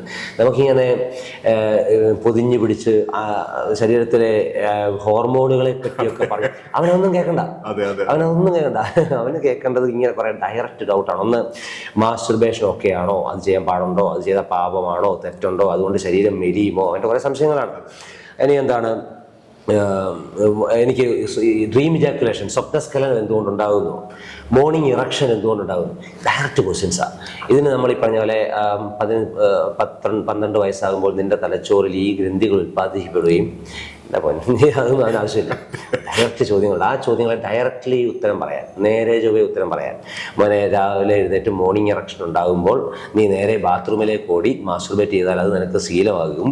അതിന് പകരം നീ മുറ്റത്തേക്ക് പോയി കുറച്ച് ചെടികളോടും കിളികളോടും കിന്നാരം പറയുമ്പോൾ നിനക്ക് ഈ ഉദാഹരണം സ്വാഭാവികമായിട്ട് പൊക്കോളും. അങ്ങനെ ഹാൻഡിൽ ചെയ്യാൻ നീ അത് പഠിക്കുന്നത് നല്ലതാണെന്ന്. അങ്ങനെ സ്വാഭാവികതയെ നമുക്ക് സംസാരിക്കാം. അത് സ്വാഭാവികമാണെന്നും പറഞ്ഞ് മനസ്സിലാക്കുകയും, പക്ഷെ നമ്മളിപ്പോൾ ചെയ്യുന്ന എന്താണ്, അവിടെ നിന്നേ തുടങ്ങുകയാണ് നമ്മൾ പ്രോബ്ലംസ്. അങ്ങനെ കണ്ടിന്യൂ ചെയ്യുന്ന ഒരാളാണ് പിന്നെ കല്യാണം കഴിച്ച് കഴിയുമ്പോഴത്തേക്കും അത് പാർട്ട്ണറോട് പ്രോപ്പറായിട്ട് പറയാൻ പറ്റാതെ വരികയും സ്ത്രീകൾക്ക് ഇത് പ്രോപ്പറായിട്ട് പറയാൻ പറ്റാതെ വരികയും ചെയ്യുന്ന സമയത്താണ് കാര്യം ഒരു വലിയ വിഭാഗം പ്രശ്നങ്ങൾ ഒരുപക്ഷെ എനിക്കോണം നമ്മൾ പണ്ടത്തെ ആൾക്കാർ പറഞ്ഞിട്ടുണ്ട് നമ്മളെ കിടക്കയിൽ തീർക്കാം എന്നുള്ളതാണ്. പക്ഷെ അത് സംഭവിക്കാത്തതാണ് എനിക്കോണം. ഒരുപാട് ഈ പറയുന്ന ഈഗോ പ്രശ്നങ്ങളൊക്കെ ഉണ്ടാവുന്ന സമയത്ത് അതെല്ലാം ഇല്ലാതാവാൻ ഇത് വളരെ നല്ലൊരു മാർഗം തന്നെയാണ്. പക്ഷെ ഇതിനെക്കുറിച്ചിട്ടുള്ള അന്ധത ഇപ്പോഴും വളരെ ക്ലിയർ ആയിട്ട് നിലനിൽക്കുന്നു എന്നുള്ളത് അത് ഈ കാലഘട്ടത്തിൽ ഒരു ഉദാഹരണമാണ് പറയാം. എത്രമാത്രം ഈ ചാനലിലോട്ട് അക്സെപ്റ്റബിൾ ആകുമെന്ന് എനിക്കറിയില്ല, വേണമെങ്കിൽ കട്ട് ചെയ്യാം. ഒരു 28 വയസ്സുകാരൻ വിവാഹം കഴിഞ്ഞിട്ട് എന്നെ വിളിച്ചു. എൻ്റെ വിവാഹം 25ാമത്തെ വയസ്സിൽ കഴിഞ്ഞാണേ. അപ്പം ഏതാണ്ട് സമപ്രായക്കാരനും അവന് മുമ്പേ വിവാഹം കഴിച്ച ഒരാളെന്നുള്ളതായിരിക്കും, പിന്നെ ഈ ഫീൽഡിൽ നിൽക്കുന്ന ഒരാളെന്നുള്ളതായിരിക്കും. എന്നോട് പറഞ്ഞു, എടാ നീ ആരോടും പറയില്ല, വളരെ പേഴ്സണലായിട്ട് ചോദിക്കുന്നതാണ്. ഒരു പ്രശ്നമുണ്ടെന്ന് സോൾവ് ചെയ്യാവും. എന്ത് പ്രശ്നം? എടാ സെക്സ് ചെയ്യുമ്പോൾ അവൾ മറ്റേ സൗണ്ട് ഉണ്ടാക്കുന്നില്ലെന്ന്. ഞാൻ എന്ത് സൗണ്ട്? എടാ നിനക്കറിയത്തില്ല മറ്റേ സൗണ്ട്? എടാ എന്ത് സൗണ്ട്? എടാ മറ്റേ നമ്മൾ ഈ ഫിലിംസിലൊക്കെ കാണുന്ന സൗണ്ട്. ഞാൻ പറയാം, എൻ്റെ പൊന്നടവേ, നിന്റെ കൂടെ ആ കട്ടിലേ കിടക്കുന്ന ഒരു പോൺ ഫിലിം ആക്ട്രസ് അല്ല, നീ കണ്ട സിനിമകളിലെ അല്ലെങ്കിൽ ആ വീഡിയോകളിലെ ആളല്ല കട്ടിലേ കിടക്കുന്നത്. അവർ she behaves in her own way. അവൾക്ക് സാറ്റിസ്ഫാക്ഷൻ ആയോ എന്നറിയാൻ നീ അലമുറയിടുന്ന ഭാര്യയെ പ്രതീക്ഷിക്കണ്ട, അവളോട് ചോദിച്ചാൽ മതി. അവിടെ ചോദിച്ചാൽ മതി. ആളെ നേരിട്ട് കൊണ്ടുവന്നിരുത്തി കുറേ സംസാരിക്കേണ്ടി വന്നു. അപ്പോഴാണ് ആളിങ്ങനെ കൊണ്ടു നടക്കുന്ന കുറേ അപജയങ്ങളെ മനസ്സിലാകുന്നത്. ഞെട്ടിപ്പോയി കേട്ടോ, ഞെട്ടിപ്പോയി. നമ്മുടെയൊക്കെ ഈ 28കാരൻ ഇത്രയും അവൈലബിലിറ്റി, ഇത്രയും റിസോഴ്സുകൾ, ഇത്രയും പഠിക്കാൻ മാർഗങ്ങളുണ്ടായ ആളുകൾ ഇത്രയും തെറ്റിദ്ധരിക്കപ്പെടുന്നു, ഞെട്ടിപ്പോയിട്ടുണ്ട്. സാർ, ഒരു സ്കിൽ ട്രെയിനിങ് എന്ന് പറയുമ്പോഴത്തേക്കും അതിൻ്റെതായ ഒരു പർപ്പസും അതിൻ്റെതായ ചില ടെക്നിക്കുകളും ടാക്ടിക്സുകളും എല്ലാം യൂസ് ചെയ്യേണ്ടി വരും. പക്ഷെ ഒരു കൗൺസിലിംഗ് എന്ന് പറയുമ്പോഴത്തേക്കും കുറേ കൂടി ഒരു എംപത്തറ്റിക്കൽ ഒരു അപ്രോച്ച് അതിന് ആവശ്യമുണ്ട്. അപ്പോൾ സാറ് പേഴ്സണലി അതിന് കുറച്ച് സമയം എടുക്കുകയും അത് മനസ്സിലാക്കുകയൊക്കെ ചെയ്യേണ്ട ഒരു സംഗതിയുണ്ട്. കൗൺസിലിംഗ് സാറ് തിരിയാനുള്ളൊരു കാര്യം എന്തായിരുന്നു? ഒന്ന്, ഞാൻ എമ്പതിയുള്ള മനുഷ്യനാണെന്നുള്ളതാണ് എൻ്റെ കാര്യം, എനിക്കത് തോന്നി. രണ്ടാമത്തെ കാര്യം, എൻ്റെ ലൈഫ് എക്സ്പീരിയൻസ് ആണ്. ഞാൻ ജീവിച്ചു വന്നൊരു ജീവിതത്തിൽ നമ്മളിങ്ങനെ പലപ്പോഴും തോന്നത്തില്ലേ, ഈ ഘട്ടത്തിൽ ഇങ്ങനെ ഒരാൾ ഇല്ലായിരുന്നെങ്കിൽ ജീവിതം കൈവിട്ടു പോയത്. എൻ്റെ ജീവിതത്തിൽ അങ്ങനെ കുറേ മനുഷ്യരുണ്ട്. എനിക്ക് പേര് പറഞ്ഞ് തന്നെ പറയാൻ പറ്റുന്ന ഒരു ഫാദർ സോജി കന്നാലിലച്ഛൻ, ഒരു ബിജു ചുളയില്ല പ്ലഗ്ലാൻ, കുറേ പ്രീസ്റ്റാണ്, വൈദികരുണ്ട്, അധ്യാപകരുണ്ട്. ഒരു മനോജ് കുര്യാക്കോ സാറിനെ ഞാൻ നേരത്തെ പറഞ്ഞത്, ഒരു ശോശാമ ടീച്ചറിനെ ഞാൻ പറയുന്നു. എനിക്ക് എൻ്റെ കൃത്യമായ ജീവിതയാത്രകൾക്കിടയിൽ ഈ മനുഷ്യരൊക്കെ അവിടെ ആ പ്ലേസുകളിൽ ഇല്ലായിരുന്നെങ്കിൽ എൻ്റെ ജീവിതം എത്രമാത്രം ഈ കാണുന്ന അവസ്ഥകളിലോട്ടൊന്നും എത്താൻ പറ്റില്ലായിരുന്നു എന്നതിനെപ്പറ്റി എനിക്ക് നല്ല ബോധ്യമുള്ളതുകൊണ്ട് ആ നിന്ന മനുഷ്യരോടുള്ളൊരു നന്ദി എന്ന നിലയ്ക്കൊക്കെയാണ് ഞാൻ എന്നെ വളർത്തിയത്. ഞാൻ പറഞ്ഞല്ലോ, എൻ്റെ ഗ്രാൻഡ് ഫാദർ വല്യപ്പനും വല്യമ്മയാണെന്ന് പറഞ്ഞല്ലോ. വല്യപ്പൻ നന്നായിട്ട് മദ്യപിക്കുമായിരുന്നു. എൻ്റെ ഒരു 5ാം ക്ലാസ് 6ാം ക്ലാസ്സിൽ ഒരു ഈവൻ്റ് ഞാൻ പറയാം. ഈ നന്നായിട്ട് മദ്യപിച്ച് ഈ ചീത്തവിളിയും ചില പ്രശ്നങ്ങളും കേസും ഒക്കെ ഉള്ള ഒരു ഫാമിലി. ആ ഫാമിലിയിലെ വല്യമ്മ ഒരു ദിവസം 5ാം ക്ലാസ്സുകാരനും ഒരു 3ാം ക്ലാസ്സുകാരിയും എൻ്റെ പെങ്ങള് വീട്ടിലുണ്ട്, അമ്മയുടെ ചേട്ടത്തിൻ്റെ മോളുണ്ട്. ഞങ്ങൾ രണ്ടുപേരും ഈ വീട്ടിലുള്ളപ്പം ഈ വല്യമ്മ തലയിൽ കൂടി മണ്ണെണ്ണ എടുത്തങ്ങ് ഒഴിച്ചു. അപ്പം ഞങ്ങളിത് കണ്ടുകൊണ്ടിരിക്കുകയാണ്. എന്നിട്ട് ഈ ഒഴിച്ച് കഴിഞ്ഞിട്ടാണ് ഈ തീപ്പെട്ടി തപ്പുന്നത്. ഇപ്പം ഞങ്ങൾക്ക് അപ്പം ഞാൻ ഈ തീപ്പെട്ടി എടുത്ത് മാറ്റുന്നു, അനിയത്തിലേക്ക് നമ്മൾ പോയി ഒളിപ്പിച്ച് വെക്കുന്നു. ഈ സമയമൊക്കെ എനിക്ക് ഓർമ്മയുണ്ട്. അടുത്ത ഒരാഴ്ച ഞാൻ ക്ലാസ്സിലേക്ക് പോകുമ്പം എൻ്റെ ബാഗ് മൊത്തം തീപ്പെട്ടിയാണ്. വീട്ടിലെ മണ്ണെണ്ണ ടിൻ, നമ്മൾ ചെറിയ റേഷൻ കടയിൽ പോകുന്ന ടിൻ, ഇതുകൊണ്ട് ഞാൻ ക്ലാസ്സിൽ പോയിട്ടുണ്ട്. കുറേ നാൾ കഴിഞ്ഞിട്ട് മറ്റൊരു സർവീസ് സെലക്ടറിൻ്റെ അടുത്ത് കത്തി വെച്ചിട്ട് ആ ആഴ്ച മൊത്തം ഞാൻ ക്ലാസ്സിൽ പോയത് വീട്ടിലെ മൂർച്ചയുള്ള ആയുധങ്ങളെല്ലാം എൻ്റെ ബാഗിൽ വെച്ചിട്ടാണ്. ഞാൻ ക്ലാസ്സിൽ പോയി ലാസ്റ്റ് ബെഞ്ചുകാരനായിരിക്കുന്നു. ഞാൻ വീട്ടിൽ കേൾക്കുന്ന ചീത്തകൾ ഞാൻ ക്ലാസ്സിൽ വിളിക്കുമായിരുന്നു. എൻ്റെ കൂട്ടുകാരെ ചീത്ത വിളിക്കുന്നൊരു മനുഷ്യരായിരുന്നു ഞാൻ. ഇത് മൊത്തം ഞാൻ പഠിച്ച എൻ്റെ വീട്ടിൽ നിന്നാണ്. എൻ്റെ അപ്പച്ചൻ്റെ ഈ ചീത്തവിളികൾ കേൾക്കുമ്പോൾ ചൂളിപ്പോകുന്ന അമ്മയെ കണ്ടിട്ട് ഇങ്ങനെ വിളിക്കുന്നതിൽ എന്തോ ആണത്തമുണ്ടെന്ന് കരുതിയ ഒരു മനുഷ്യരാണ് ഞാൻ. ഇയാളാണ് ഈ ലാസ്റ്റ് ബെഞ്ചായിരിക്കുന്ന പ്രശ്നക്കാരനെന്ന് അന്ന് ഏതെങ്കിലും ഒരാൾക്ക് മനസ്സിലായിരുന്നെങ്കിൽ, അയാൾ എൻ്റെ ബാഗൊന്ന് നോക്കിയോ എന്തുകൊണ്ട് ഈ കുഞ്ഞിങ്ങനെ വരുന്നു ഒന്ന് അന്വേഷിക്കുകയായിരുന്നെങ്കിൽ ലൈഫിലുണ്ടാക്കാൻ ആ സമയത്ത് കിട്ടുമായിരുന്നൊരു സപ്പോർട്ടും ബെനിഫിറ്റും ഒക്കെ ഉണ്ട്. മനസ്സിലായില്ലേ? ഓരോ പ്രശ്നക്കാരനായ കുഞ്ഞെൻ്റെ മുന്നിൽ വരുമ്പോഴും അവൻ ഞാനാ. എനിക്കവനെ കാണാൻ പറ്റുന്നുണ്ട്. എനിക്കവനെ കാണാൻ, അവൻ ആ കാണിച്ചു കൂട്ടുന്നതിന് പിന്നിലെ ഒരു കാരണത്തെ എൻ്റെ ക്ലാസ്സുകളിൽ ഈ 500 കുട്ടികൾ ഒരുമിച്ചിരിക്കുമ്പോൾ ആ ബൈക്ക് ബെഞ്ചിലിരുന്ന് 2 വിസിലടിക്കുന്നവനെ കാണുമ്പോൾ ഞാൻ എനിക്കറിയാം, വഴക്കുറയാൻ തോന്നുന്നില്ല, പിടിയിട്ടില്ല, അത് ഞാനാണ്. അപ്പം ആ സമയത്ത് എന്തായിരുന്നു എനിക്ക് വേണ്ടതെന്ന് എനിക്കറിയാം. ആ സമയത്ത് എന്തായിരുന്നു എനിക്ക് മിസ് ചെയ്തതെന്ന് എനിക്കറിയാം. ഇത് സൈക്കോളജി പുസ്തകത്തിൽ നിന്ന് പഠിച്ചാൽ സാധനം കേട്ടോ. ഇത് ജീവിതാനുഭവങ്ങൾ, അത് അങ്ങനെ അങ്ങ് പോവാണേ. പിന്നെ നമ്മൾ ഈ ചൂഷണങ്ങളെ പറ്റി പറയും. TV കാണാൻ പോകുന്ന ഇടങ്ങളിൽ നിന്ന് ഇത്തിരി പ്രായമുള്ള ഒരു ചേട്ടൻ നമ്മുടെ ശരീരത്തിൽ കയറി എന്നെ തൊടാൻ വരുമ്പോൾ അതിതായിരുന്നു എന്ന് മനസ്സിലാക്കാൻ നമുക്കന്ന് പറ്റിയിരുന്നില്ല. പിന്നെ കുറേ ഇങ്ങോട്ട് കഴിഞ്ഞ് വന്ന് ഇതിനെപ്പറ്റി മനസ്സിലാക്കി വരുന്നത്, ദൈവമേ അന്ന് ഞാൻ അതായിരുന്നല്ലോ നമുക്ക് കിട്ടിയ എന്ന് മനസ്സിലാക്കി വരുമ്പം അന്നുണ്ടാക്കിയ ആ ട്രോമ, അയാൾ അന്ന് കാട്ടിക്കൂട്ടിയതിന് നമുക്കുണ്ടാക്കിയ, ഇപ്പോഴാണ് ഈ ട്രോമ എന്നുള്ള വാക്ക് വരുന്നത്. പക്ഷെ അന്ന് കുറേ ദിവസം ഭക്ഷണം ഇറിറ്റേഷൻ, പേടി, ഈ സാധനം ഒരിക്കലും ഹാൻഡിൽ ചെയ്യപ്പെട്ടിട്ടില്ല.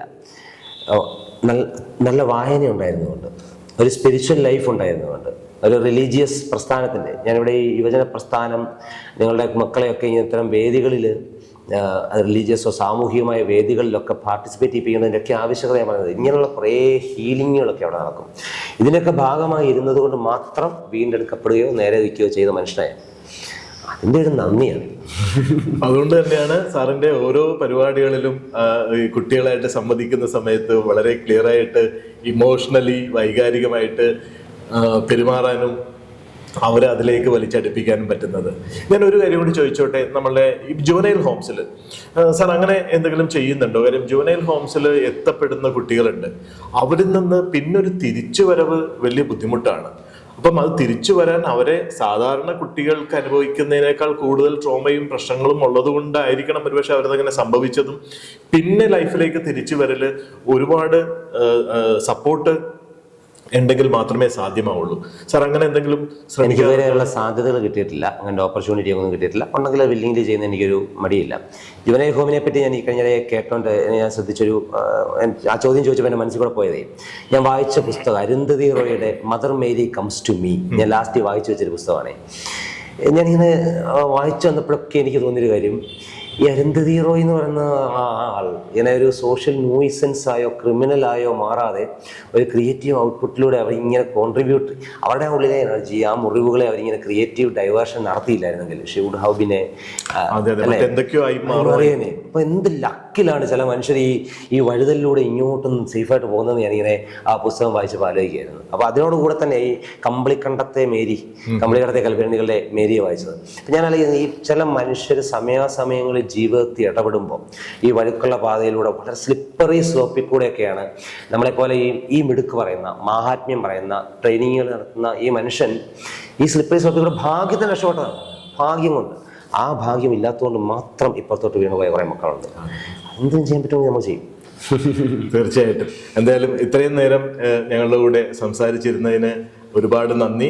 അതോടൊപ്പം പറഞ്ഞു ചേർക്കേണ്ടത്, ഒരുപാട് കുട്ടികൾക്ക് സാറ് പറഞ്ഞ പോലെ ഈ പറഞ്ഞ ഒരു തലോടലിലോ അല്ലെങ്കിൽ ഒരു തഴുകലിലോ ജീവിതത്തിന്റെ നേരായ മാർഗത്തിലേക്ക് എത്തിപ്പെടാൻ കാത്തു നിൽക്കുന്ന അല്ലെങ്കിൽ അതിനുവേണ്ടി സാധ്യതകളുള്ള ഒരുപാട് കുട്ടികളുണ്ട്.